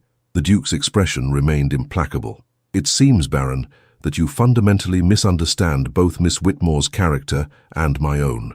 Neither of us trades justice for convenience. Justice? The Baron gave a hollow laugh. Where was justice when my grandfather inherited a title and estates encumbered with debt? When he spent decades restoring the family's position through prudent management and advantageous alliances? Would you see that lifelong work undone because a forgotten marriage certificate suddenly emerges? For the first time, Clara glimpsed the genuine fear beneath the Baron's hauteur, not merely fear of personal disgrace, but of ancestral legacy demolished. Despite herself, she felt a flicker of reluctant compassion. The Duke of Ravenshire's solicitors presented my claim to the Lord Chancellor this morning, she stated quietly. The legal process has begun. However, I am not unsympathetic to concerns regarding legacy and heritage. Both men turned to her in surprise. The Duke's expression showed concern, while the Baron's revealed cautious hope. My interest lies not in your destruction, Clara continued, addressing the Baron directly, but in recognition of my mother's rightful place in the Ashcombe lineage. Perhaps there exists a middle path, one that acknowledges truth while preserving certain continuities. The Duke studied her with newfound intensity. What precisely are you suggesting, Miss Whitmore? A formal public acknowledgement of my mother as legitimate daughter of the 7th Baron, Clara proposed. Legal recognition of my position in the succession, with provision that the current Baron retain lifetime management of the estates. A trust established for any children I might bear, ensuring their place in the Ashcombe lineage. The Baron's expression shifted from desperate hope to calculation. Such an arrangement would require delicate legal construction. Indeed, the Duke agreed, his tone softening marginally as he recognized Clara's intent. However, it offers resolution without the extended litigation all parties wish to avoid. A complex negotiation ensued, with the Duke occasionally tempering Clara's generosity with pragmatic stipulations. Eventually, a framework emerged. The Baron would retain his title and estates during his lifetime, with Clara recognized as legitimate heir and granted an immediate seat on the family trust. The Baron would issue a public statement, acknowledging Clara's mother as the firstborn legitimate child of the 7th Baron, effectively rehabilitating both Whitmore women's reputations. One additional condition, the Duke stipulated firmly. The Countess Verena must publicly retract her accusations against Miss Whitmore and her father. The Baron hesitated. The Countess is no longer under my influence, yet she acted as your proxy in defaming Miss Whitmore, the Duke countered. Her retraction is non-negotiable. Eventually the Baron capitulated, agreeing to use what influence remained to secure the Countess's compliance. Documents would be drawn up immediately, with formal signing to occur that evening at Ravenshire House in the presence of selected witnesses. As they prepared to depart, the Baron addressed Clara directly for the first time without calculation or defensiveness. Miss Whitmore, your generosity exceeds anything I might reasonably have expected. I find myself humbled by your approach to this matter. Not generosity but perspective, Baron Ashcombe, Clara replied quietly. Destruction rarely serves justice, however satisfying it might momentarily appear. The Duke's hand rested supportively at her elbow as they left the Baron's study. Once inside the Ravenshire carriage, Clara finally permitted herself a small tremor of reaction to the morning's intensity. So you are displeased with my compromise, she ventured, studying the Duke's pensive expression. Not displeased, he corrected gently. Impressed. You found resolution where I saw only confrontation. The arrangement you proposed serves justice without unnecessary destruction, a distinction I failed to consider adequately. Sir Rowan, seated opposite, nodded in agreement. Miss Whitmore demonstrated remarkable wisdom. The Baron deserved far less consideration than she afforded him. Perhaps, Clara acknowledged, yet complete dispossession would have created a vengeful enemy rather than a chastened ally. This arrangement acknowledges truth while allowing dignity to remain intact. The Duke's grey eyes studied her with deepening respect. You will make a formidable Duchess, Clara Whitmore. Ravenshire has not seen such balanced judgment in generations.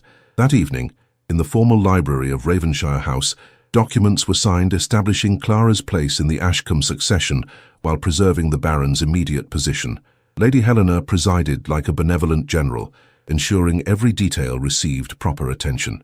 There remains the matter of the winter assembly at Northbrook House tomorrow evening, she remarked, as the solicitors gathered their papers. The timing proves remarkably fortuitous. The Duke nodded in agreement.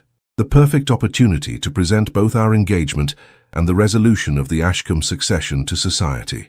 The Baron, still processing his narrow escape from complete disgrace, managed a strained smile.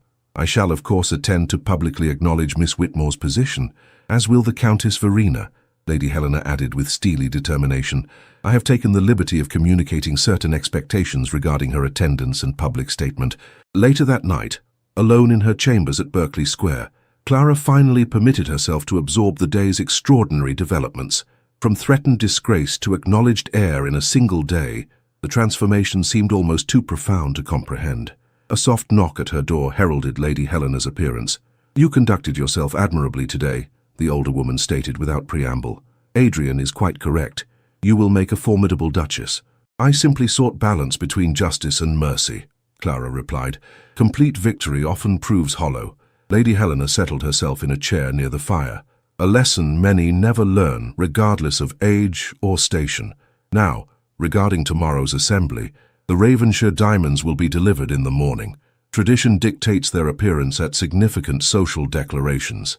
Diamonds, Clara echoed faintly. Surely that's excessive for a mere assembly. Nothing about tomorrow will be mere, my dear, Lady Helena corrected. Tomorrow marks your formal introduction as future Duchess of Ravenshire and acknowledged heir to the Ashcombe legacy. Society must witness both your triumph and the Baron's capitulation. As moonlight filtered through frosted windows, Clara contemplated the silver signet ring upon her finger, symbol of an alliance that had transformed from arrangement to genuine partnership. Tomorrow would indeed bring resolution, but what form that resolution might ultimately take remained uncertain. The winter assembly at Northbrook House would either cement her rehabilitation or expose new vulnerabilities in her precarious position. Either way, Clara Whitmore, daughter of a scholar, legitimate heir to an ancient title and future Duchess, would face society's judgment with newfound confidence in both her heritage and her worth. Snow fell in delicate flurries as carriages lined the circular drive of Northbrook House, their lanterns glowing like fireflies against the darkening sky. The Winter Assembly, traditionally the most exclusive gathering of London's social season, had assumed unprecedented significance this year. Rumours had circulated throughout the day regarding extraordinary developments in the Ashcombe succession and the Duke of Ravenshire's unexpected engagement, transforming what might have been a routine social obligation into an event of historic consequence. Clara sat beside Lady Helena in the Ravenshire carriage, acutely conscious of the diamond necklace at her throat. The ducal jewels, an elaborate confection of perfectly matched stones arranged in graduated tiers, felt both foreign and strangely predestined against her skin. "Remember," Lady Helena instructed as they approached the grand entrance, "you enter not as supplicant seeking readmission to society, but as acknowledged heir to one ancient family and future Duchess of another. Carry yourself accordingly." The Duke, resplendent in formal evening attire, awaited them at the foot of the marble staircase. His grey eyes warmed appreciably at the sight of Clara, though his public demeanour maintained its characteristic reserve. "You look magnificent," he murmured as he offered his arm. "The diamonds have found their rightful home." Clara managed a small smile despite her trepidation. "They feel rather like a coronation crown, simultaneously empowering and terribly weighty." "An apt comparison," he acknowledged. "Tonight is indeed a coronation of sorts." As they ascended the staircase, the assembled guests fell into expectant silence. Clara felt countless eyes assessing her transformation. From disgraced spinster to bejeweled bride-to-be, her silver-blue gown, another masterpiece from Madame Delacroix, emphasizing both elegance and authority. Lady Northbrook, the evening's hostess, greeted them with elaborate courtesy. "Your Grace, Miss Whitmore, what exceptional pleasure to welcome you both. We are particularly honored by your attendance given the significant developments I understand have recently transpired." "Developments which shall be properly announced this evening," the Duke confirmed with a slight bow. "We appreciate your gracious accommodation of these somewhat unorthodox proceedings." Clara scanned the glittering assemblage, noting with inward satisfaction that the Countess Verena had indeed attended as instructed. She stood near the refreshment table, her emerald gown conspicuously subdued compared to her usual flamboyance, her expression a study in barely concealed resentment. The Baron Ashcombe had positioned himself strategically near the orchestra, attempting to project nonchalance despite the occasional tremor in his hands as he accepted a glass of champagne. Sir Rowan Linton maintained discreet surveillance of both former conspirators while engaging Lady Mildred in animated conversation. "Courage," the Duke murmured as they moved into the ballroom. "The most difficult steps are often those taken in full view of one's former detractors." As they circulated among the guests, Clara experienced the bewildering sensation of witnessing her own social resurrection. People who had pointedly avoided her gaze in public now sought her attention with eager deference. Former critics suddenly discovered previously unmentioned admiration for her dignified forbearance during trying circumstances. "The hypocrisy is rather breathtaking," Clara observed quietly to Lady Helena during a momentary respite. 6 months of calculated shunning erased by a diamond necklace and a title. "Not erased, but illuminated," Lady Helena corrected. "Society's fickleness reveals more about its adherents than its targets. Remember this lesson when you wield influence as Duchess of Ravenshire." The orchestra concluded its opening set, and Sir Rowan discreetly signalled the Duke. The moment for formal announcements had arrived. Lord Northbrook, a portly gentleman with surprising dignity, called for attention. "Distinguished guests, we are privileged to witness several significant announcements this evening. First, His Grace, the Duke of Ravenshire, requests your attention." The Duke stepped forward, his commanding presence immediately silencing the assembled company. Clara moved to his side, conscious of the symbolic weight of their public alignment. "My lords, ladies, and gentlemen," the Duke began, his resonant voice carrying effortlessly, "it gives me profound pleasure to formally announce my betrothal to Miss Clara Whitmore. Our marriage will take place at Ravenshire Chapel 3 weeks hence." A murmur of reaction rippled through the crowd. Partly surprise, partly validation of already circulating rumours. The Duke raised his hand slightly, indicating he had not concluded. "Furthermore, recent developments regarding Miss Whitmore's maternal lineage merit equal attention. I invite Baron Ashcombe to address this matter directly." A momentary hush fell as the Baron made his way forward. His complexion appeared ashen, despite evident efforts at composure, yet he managed to project dignity as he addressed the assembly. "Ladies and gentlemen," he began, voice initially unsteady but gathering conviction, "recent historical research has brought to light certain facts regarding my family's succession that require acknowledgement. It has been conclusively established that Professor Whitmore's late wife, Eleonora, was the legitimate daughter of my great-grandfather, the 7th Baron Ashcombe, through his first marriage to Madeleine Laurent. The assembled guests exchanged glances of astonishment as the Baron continued.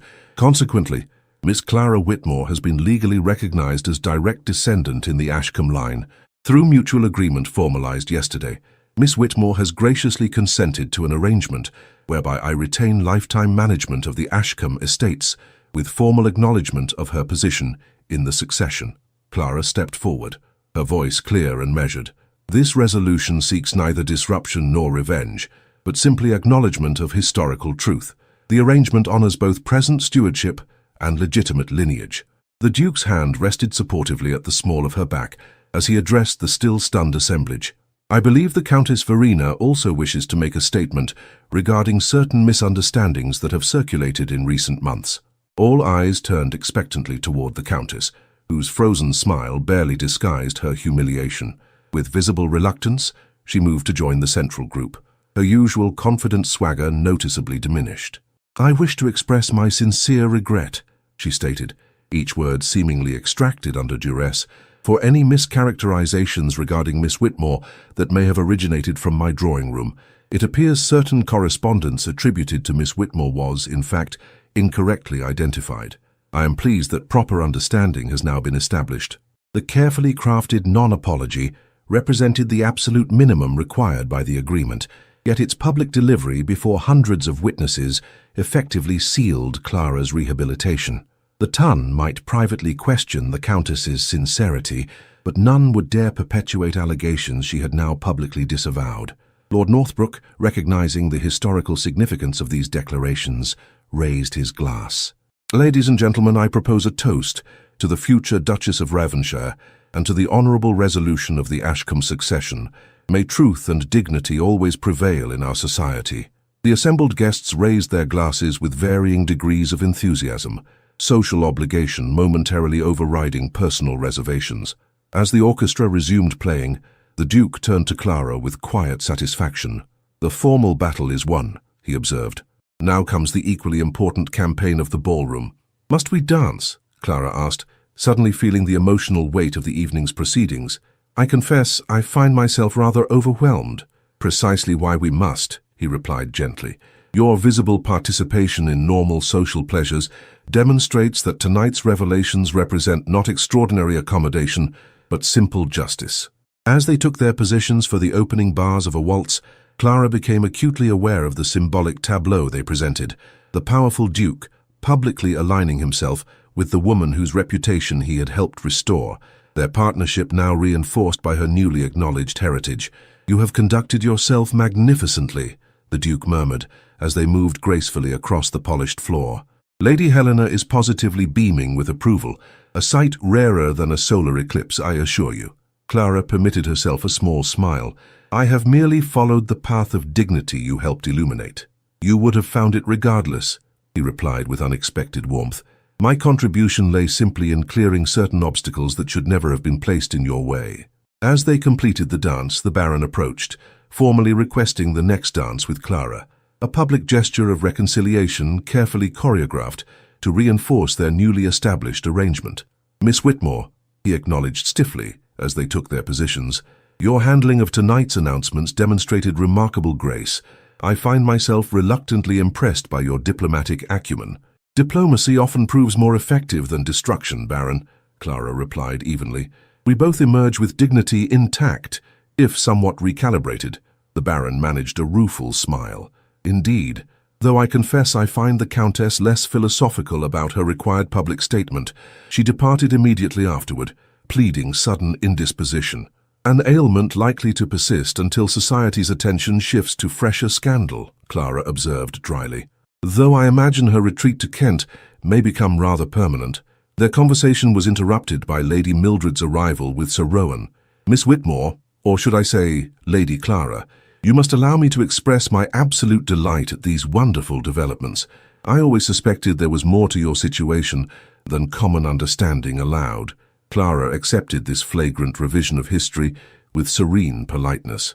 "Your support has been most appreciated, Lady Mildred. Sir Rowan tells me you were instrumental in locating certain key witnesses regarding my mother's documentation. Lady Mildred preened visibly at this strategic acknowledgement of her minimal contribution. One does what one can for justice, my dear. Though I must say the Ravenshire diamonds become you remarkably, almost as though they were designed with you in mind. As the evening progressed, Clara found herself the centre of attention she had neither sought nor desired.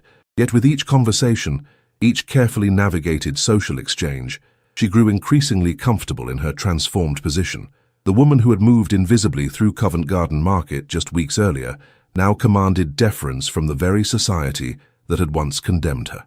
Near midnight, as the assembly reached its social apex, the Duke led Clara onto a snow-dusted terrace momentarily deserted by other guests. The winter air felt bracingly pure after the hothouse atmosphere of the ballroom. "You've triumphed completely," he observed, his breath forming delicate clouds in the cold. "Though I suspect victory tastes rather different than anticipated." Clara nodded thoughtfully. "Less sweet than expected, perhaps. There is a certain hollowness in watching principles bend so readily to accommodation. The true victory lies not in their capitulation, but in your vindication," the Duke reminded her. "The documents confirming your mother's legitimacy now reside in permanent legal record. The truth you and your father protected has finally claimed its rightful place." "Thanks to you," Clara acknowledged softly. "Without your intervention, without my intervention," he interrupted gently, "you would eventually have found another path to justice. Your resourcefulness and determination were evident long before my appearance at Covent Garden Market." Clara studied him in the moonlight, noting how the austere lines of his face had softened over their weeks of acquaintance. "You credit me with more agency than circumstances permitted." "On the contrary," he countered, taking her gloved hands in his. "I recognized in you a spirit that circumstance might temporarily suppress, but could never truly diminish. That recognition preceded any romantic inclination." "And now?" Clara asked, her voice barely above a whisper. "Has acquaintance confirmed or diminished that initial impression?" The Duke's grey eyes held unexpected warmth as he regarded her. "Acquaintance has transformed impression into certainty. What began as admiration for your dignity has evolved into something far more profound." For the first time since their engagement, he drew her gently into his arms, not for the formal embrace of a ballroom dance, but the intimate gesture of a man genuinely affected. "Clara Whitmore, I find myself in the unexpected position of having fallen quite thoroughly in love with my intended bride." Clara's heart seemed to suspend its rhythm momentarily. "Your Grace, Adrian, you needn't say such things merely to ease our arrangement. The legal parameters of our marriage were established with clear understanding.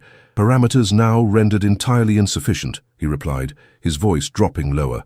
"I entered our engagement seeking to restore justice. I find myself now seeking something far more personal, your affection freely given, not from gratitude but from genuine regard." In the crystalline winter night, with snowflakes beginning to drift around them, Clara found herself facing yet another transformation, the evolution of strategic alliance into authentic emotional connection. "I cannot pretend indifference," she admitted softly. "Your steadfast support awakened feelings I had thought permanently subdued. Yet I feared attributing them to mere gratitude might diminish their significance." The Duke's smile, rare, genuine, and transformative, illuminated his features. "Then perhaps gratitude has served as foundation rather than substitute for deeper sentiment." Their first kiss, gentle yet imbued with genuine emotion, seemed to seal their private covenant as effectively as any public declaration had formalized their social alliance. The Ravenshire diamonds at Clara's throat caught moonlight and scattered it like stars against the darkness. Symbols not merely of wealth and position, but of truth, finally permitted its proper illumination. When they returned to the ballroom moments later, several observant guests noted a subtle but significant change. The formal courtesy between them had softened into something warmer, more natural, and decidedly less calculated. "Well," Lady Helena remarked with quiet satisfaction to Sir Rowan, "it appears the arrangement has evolved according to its natural potential." "Most satisfactory." Sir Rowan's smile acknowledged his silent agreement. "Indeed, though I confess I had my doubts initially. Marriages of principle so rarely transform into marriages of genuine affection. Principle merely provided the structure," Lady Helena corrected astutely. "Character supplied the true foundation. Both possess it in abundance, though in refreshingly complementary forms." As the winter assembly concluded, guests departing into the snowy London night carried with them tales of extraordinary revelations and unexpected alliances. Yet the most significant development, the transformation of strategic engagement into genuine attachment, remained private, cherished by its participants as the most unexpected triumph of an already remarkable evening. The 3 weeks following the winter assembly passed in a whirlwind of activity, as preparations for the wedding consumed every household connected with the event. Ravenshire House bustled with unprecedented activity, as rooms unopened for decades were prepared for the influx of family members arriving from distant estates.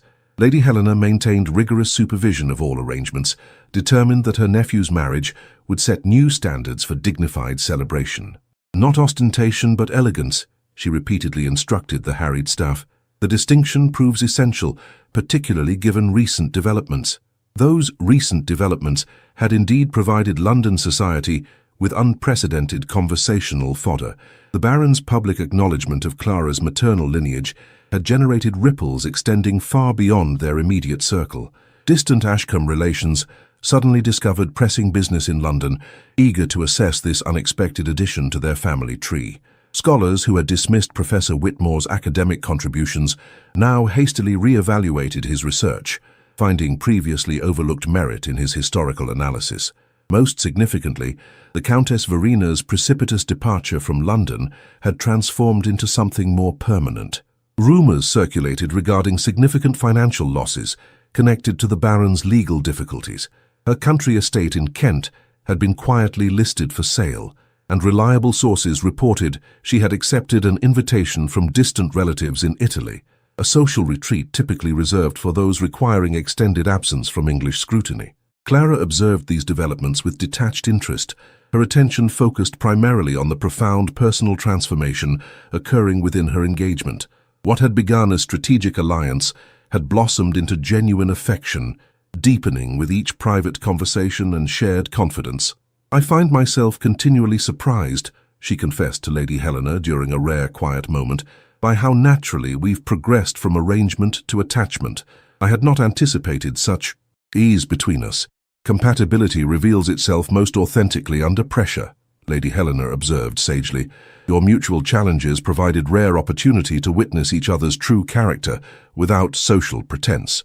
The wedding preparations had necessitated Clara's complete relocation to Lady Helena's Berkeley Square residence, where a steady stream of modistes, jewellers, and various specialists arrived daily to ensure the future Duchess of Ravenshire would present appropriately.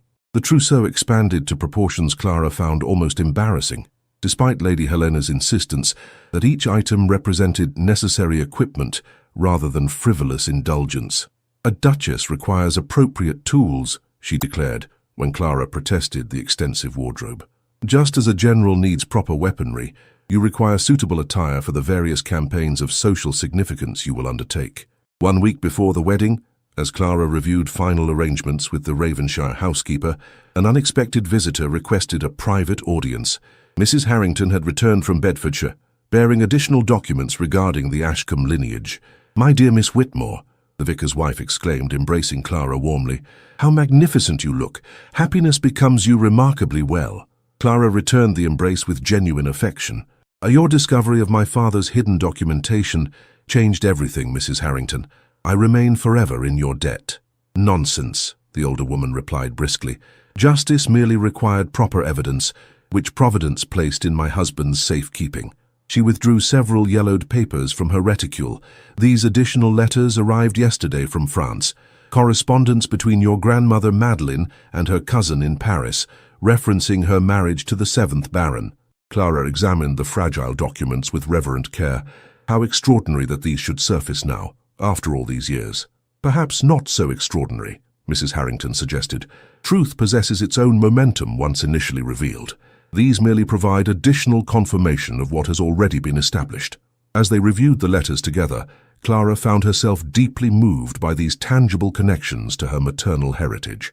Madeleine Laurent's elegant handwriting described her clandestine marriage with restrained joy, her subsequent separation from her husband with dignified sorrow.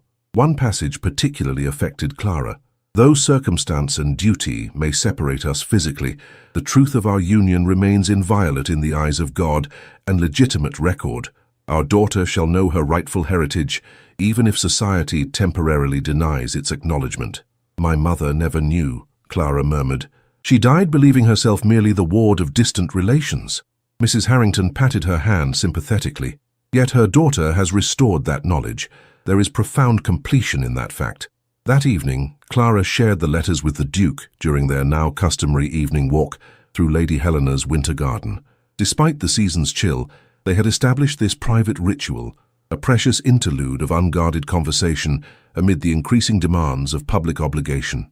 Your grandmother possessed remarkable foresight, Adrian observed as he returned the letters. These documents essentially created a historical safety net should the truth ever require verification. A scholar's daughter, Clara noted with a smile. Documentation appears to run in the maternal line. Adrian's answering smile held genuine warmth.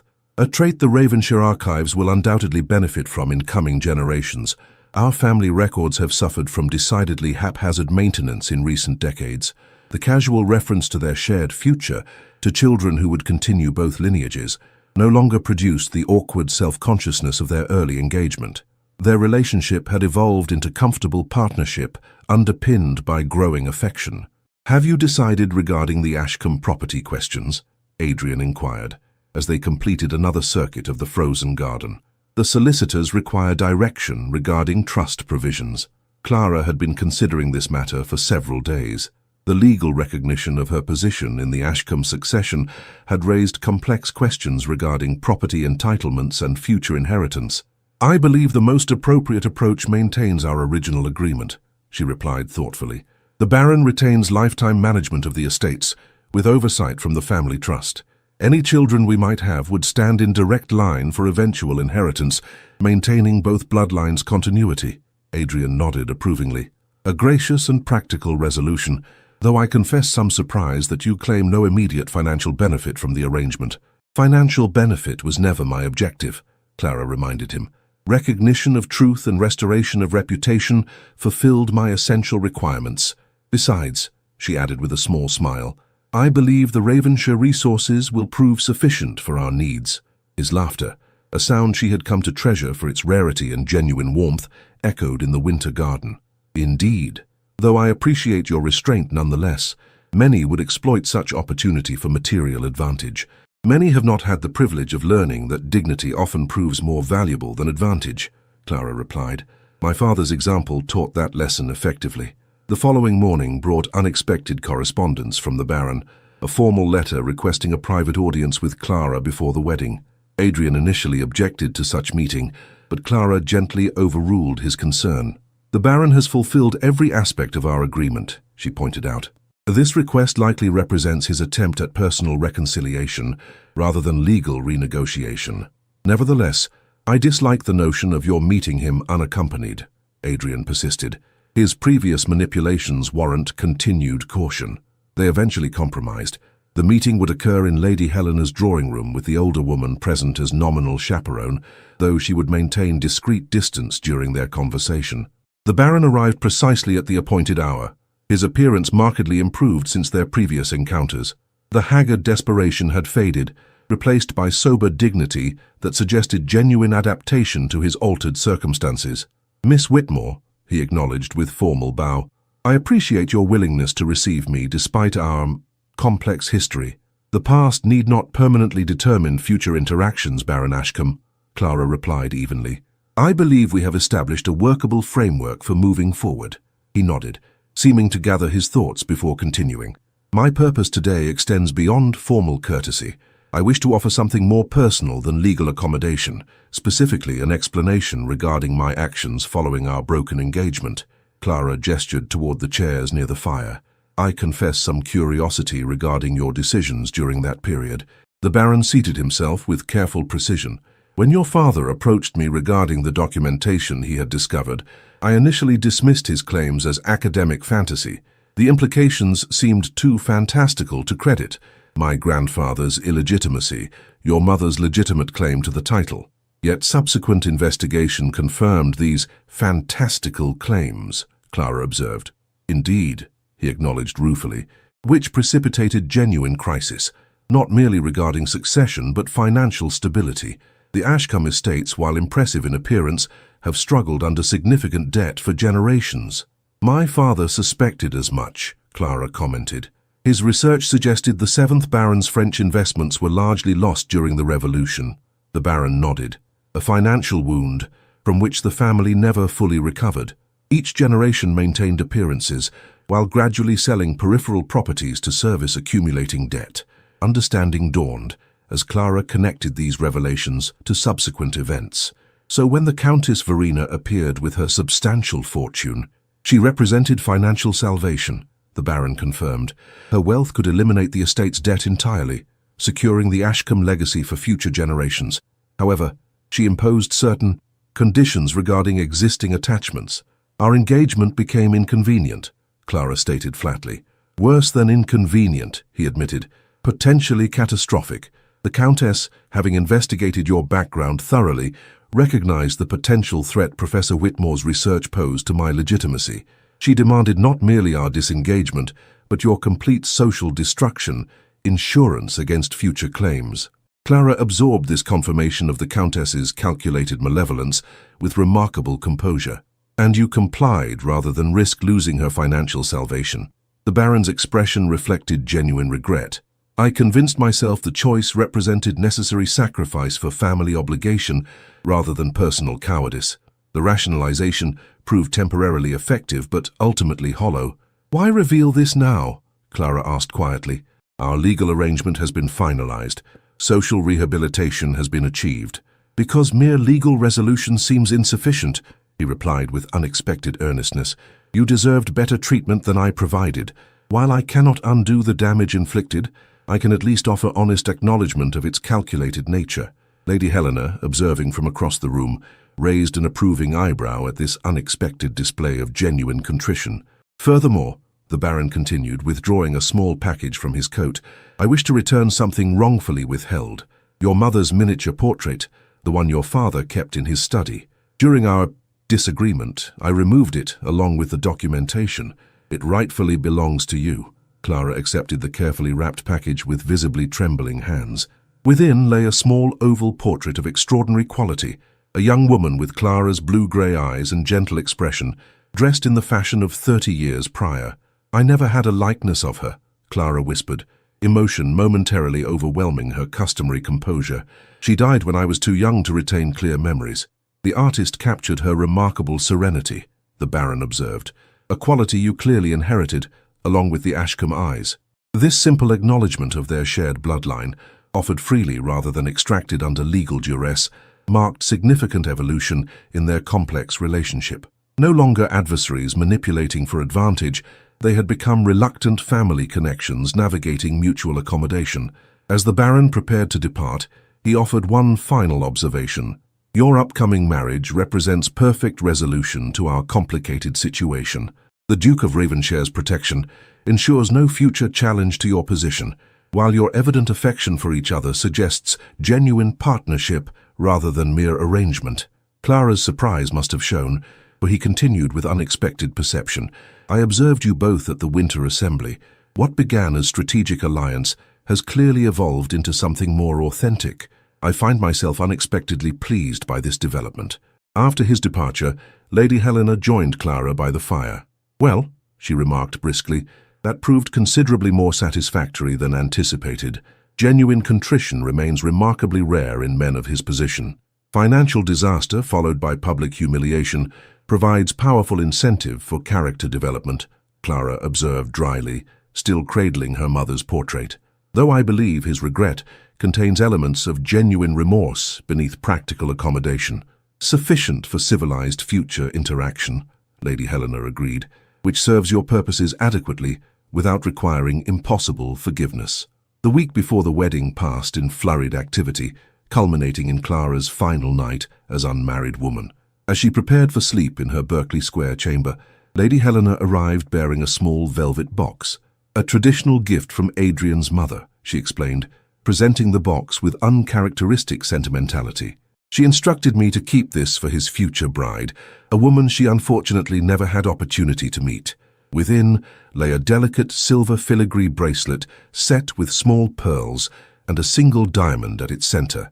The Ravenshire bride's bracelet, Lady Helena continued, worn by every duchess since the 17th century on her wedding day. Clara accepted the exquisite piece with appropriate reverence. I'm deeply honoured by this connection to Adrian's mother. Elizabeth would have approved thoroughly of her son's choice, Lady Helena stated with unusual emotional transparency. She valued character above connection, substance above superficial charm. You embody qualities she most admired. As darkness settled over London, Clara stood at her window watching snowflakes dance in the lamplight. Tomorrow would bring final transformation, from disgraced spinster to honoured duchess, from isolated survivor to protected partner. The journey from Covent Garden Market to Ravenshire Chapel had traversed territory both treacherous and transformative. Yet as she contemplated her mother's portrait, now positioned on her bedside table, Clara recognized that the most significant change lay not in external circumstance but internal perspective. The painful path to vindication had revealed strength she hadn't recognized, resilience she hadn't acknowledged, and capacity for forgiveness she hadn't anticipated. Tomorrow would indeed bring ceremony and celebration, public acknowledgement and private commitment. But the true transformation, from woman defined by others' perceptions to woman secure in self-knowledge, had already occurred in the crucible of adversity navigated with dignity and tact. Spring arrived with unexpected gentleness that year, as though nature itself acknowledged the harshness of the preceding winter and sought to provide compensatory beauty. The gardens at Ravenshire House bloomed with particular abundance, roses climbing ancient stone walls with renewed vigor, formal parterres exploding in carefully orchestrated colour. Clara, now Duchess of Ravenshire for 3 months, stood at the drawing-room window observing the transformation with quiet satisfaction. The parallel between nature's renewal and her own circumstances did not escape her appreciation for poetic symmetry. Contemplating horticultural metaphors, came Adrian's amused voice from the doorway. Your expression suggests profound thoughts regarding those roses. Clara turned with a smile that still carried traces of wonder at her transformed circumstances, merely appreciating the seasonal contrast. Winter's severity makes spring's arrival particularly satisfying. Indeed, he agreed, crossing to join her at the window, though I confess some affection for winter's clarity. Spring brings its own complications, beautiful but requiring careful management. Their easy conversation reflected the comfortable partnership that had developed since their February wedding. The ceremony at Ravenshire Chapel had proceeded with dignified simplicity, despite its social significance, the subsequent celebration balancing appropriate festivity with restrained elegance. Society pages had declared it the perfect culmination to London's most extraordinary social rehabilitation in recent memory. Lady Helena, who had remained at Ravenshire House following the wedding, rather than returning to her usual spring residence in Bath, appeared in the doorway.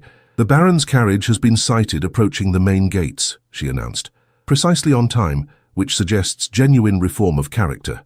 Punctuality often indicates moral improvement. Clara exchanged an amused glance with her husband.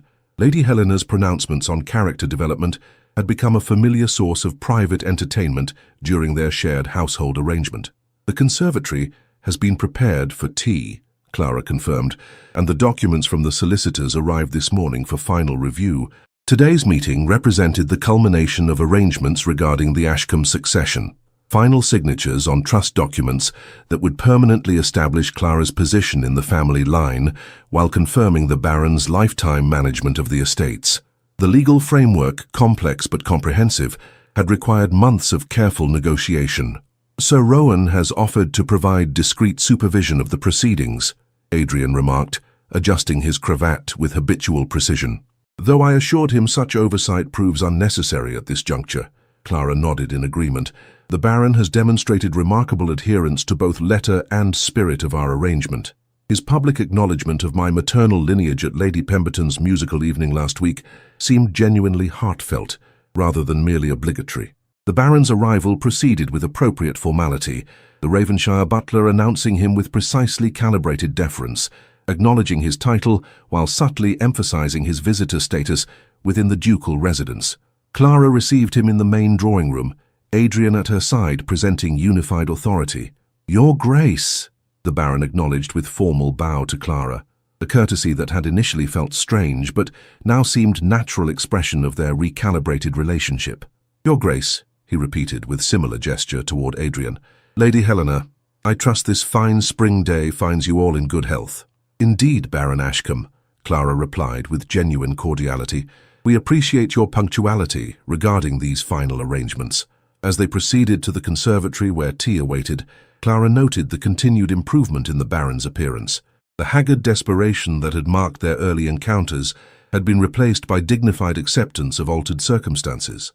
His clothing, while still of excellent quality, displayed subtle moderation compared to his former ostentation. I received correspondence from Italy yesterday, he remarked as they seated themselves amid blooming citrus trees and climbing jasmine. The Countess Verena appears to have established herself quite successfully in Florence. She mentions potential marriage negotiations with an elderly Italian count of substantial means but declining health. Adrian raised an eyebrow. Her talent for strategic alliance remains apparently undiminished, though now exercised at comfortable distance from English society, Lady Helena added with satisfaction. Geographic separation proves remarkably effective for certain social difficulties. The Baron's expression reflected rueful acknowledgement. Her departure has simplified numerous arrangements, though I bear responsibility for initially enabling her involvement in our unfortunate situation. This acknowledgement of personal culpability, offered without prompting or defensive qualification, marked significant evolution in the Baron's character. Clara exchanged an approving glance with her husband, whose subtle nod confirmed shared assessment. Their business concluded efficiently, trust documents signed with appropriate witnesses present.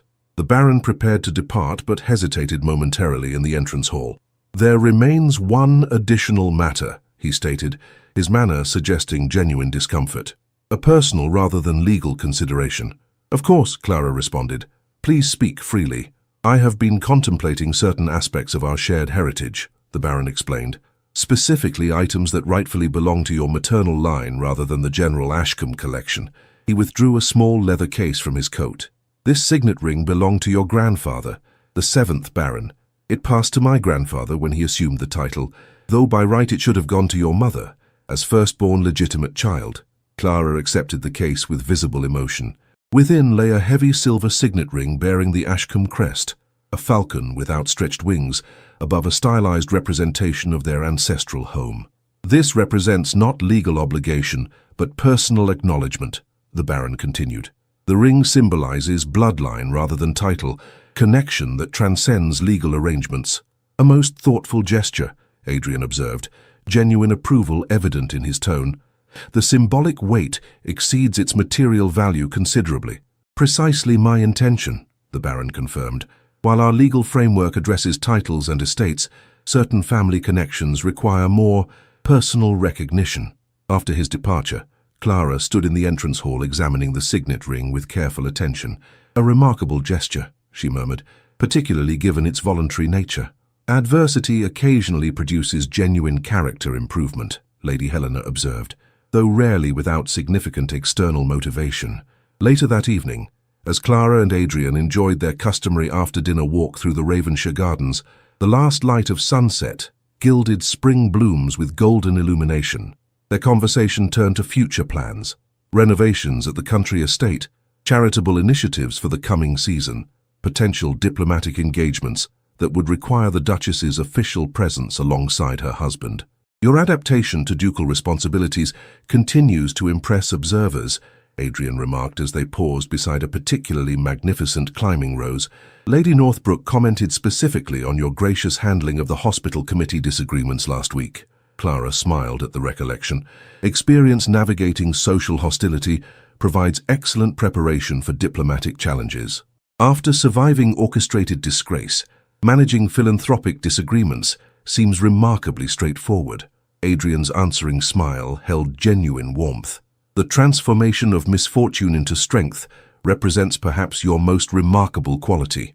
Many would emerge from such experience embittered rather than empowered. Bitterness offers poor foundation for rebuilding, Clara observed thoughtfully. I discovered that truth during those isolated months, before our paths converged.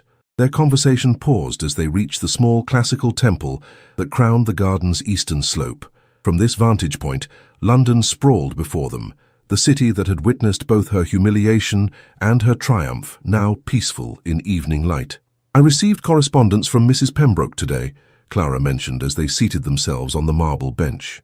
She reports that 3 more young women have found refuge at the Clara Whitmore Home for Gentlewomen in reduced circumstances. This charitable foundation, established with portion of Clara's settlement from the Ashcombe arrangement, had become her most passionate project. The home provided temporary residence and vocational training for educated women who, like herself, had experienced sudden reversal of fortune without family support. "A most fitting legacy," Adrian commented with evident pride, transforming personal adversity into institutional protection for others similarly situated. "The silver thread woven through difficulty," Clara agreed. "Finding purpose in pain provides its only meaningful justification." As twilight deepened around them, Clara contemplated the extraordinary journey from that snow-covered morning in Covent Garden Market to this peaceful evening as Duchess of Ravenshire. The path had traversed territory both treacherous and transformative, public humiliation and private revelation, calculated alliance and genuine affection, justice delayed and finally delivered. The silver signet ring her husband had placed upon her finger that February morning caught the fading light, its engraved crest symbolizing not merely aristocratic connection, but profound personal covenant. Beside it now rested the Ashcombe signet, physical embodiment of maternal heritage, long denied but finally acknowledged. "Do you ever consider," Adrian asked quietly, "how a chance encounter amid market stalls led to such profound transformation for us both?" Clara's answering smile held the serene wisdom, hard won through adversity, navigated with dignity. "I've come to believe chance plays smaller role than we initially recognize. Your appearance that morning represented not random coincidence, but inevitable convergence of 2 paths moving toward shared destination. A philosopher as well as a duchess," he observed with tender amusement. "My good fortune compounds daily." "As does mine," she replied simply. "From isolation to partnership, from disgrace to dignity, the journey proves worth its difficulties when the destination brings such contentment." As darkness settled over the garden, stars emerging in velvet sky, Clara reflected on the silver threads of truth that had ultimately woven resolution from chaos.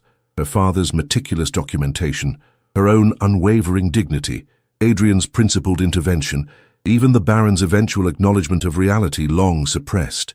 Truth, once fully revealed, had illuminated not merely historical facts, but personal qualities previously obscured by circumstance, strength she hadn't recognized, resilience she hadn't acknowledged, capacity for forgiveness she hadn't anticipated. The winter of her disgrace had yielded to spring of renewal, not through passive endurance, but active embrace of both justice and mercy in appropriate measure. The following morning, as Clara reviewed correspondence in her private study, formerly Adrian's mother's domain, now transformed with subtle feminine touches while maintaining its traditional dignity, Lady Helena arrived bearing news from her extensive network of social informants. "The Countess Verina's Italian arrangements have apparently collapsed," she reported, with barely concealed satisfaction. "The elderly Count discovered certain financial misrepresentations before contracts were finalized. She now seeks refuge with increasingly distant relations in Milan." Clara absorbed this information with thoughtful consideration. One almost pities her desperate maneuvering. "Almost, but not quite," Lady Helena corrected dryly. "Justice occasionally arrives through circuitous routes, but rarely misses its ultimate destination." Later that day, as Clara prepared for an official reception at the Belgian embassy, her lady's maid arranged the Ravenshire diamonds with practiced precision. The magnificent necklace, initially so foreign against her skin, now seemed natural extension of her position rather than borrowed splendor. "The Belgian ambassador specifically requested your attendance," Adrian mentioned as he entered her dressing room. "Your handling of the diplomatic contretemps at Lady Wellington's dinner apparently impressed him considerably." Clara smiled at the recollection. Another instance where experience navigating social hostility provided unexpected preparation for official responsibilities. "Transformation of adversity into advantage," Adrian observed, his grey eyes warm with admiration. "The essence of true resilience." As they departed Ravenshire House that evening, Clara cast a final glance at her mother's portrait, now prominently displayed in the main entrance hall. Visual affirmation of lineage, long denied, but finally acknowledged. The Ashcombe eyes gazed back with serene dignity that transcended historical injustice, silver threads of truth woven through generations, finally revealed in their proper pattern. Truth, Clara had discovered, possessed its own momentum once initially revealed. Like silver threads in complex tapestry, it might temporarily disappear beneath darker patterns, but ultimately emerge to complete the design with subtle brilliance. Her father's meticulous documentation, her own unwavering dignity, Adrian's principled intervention, all had contributed to revelation that transformed not merely her circumstances, but her understanding of her own capacity. The carriage bearing the Duke and Duchess of Ravenshire proceeded toward its diplomatic destination, wheels turning over cobblestones that had witnessed both her disgrace and her triumph.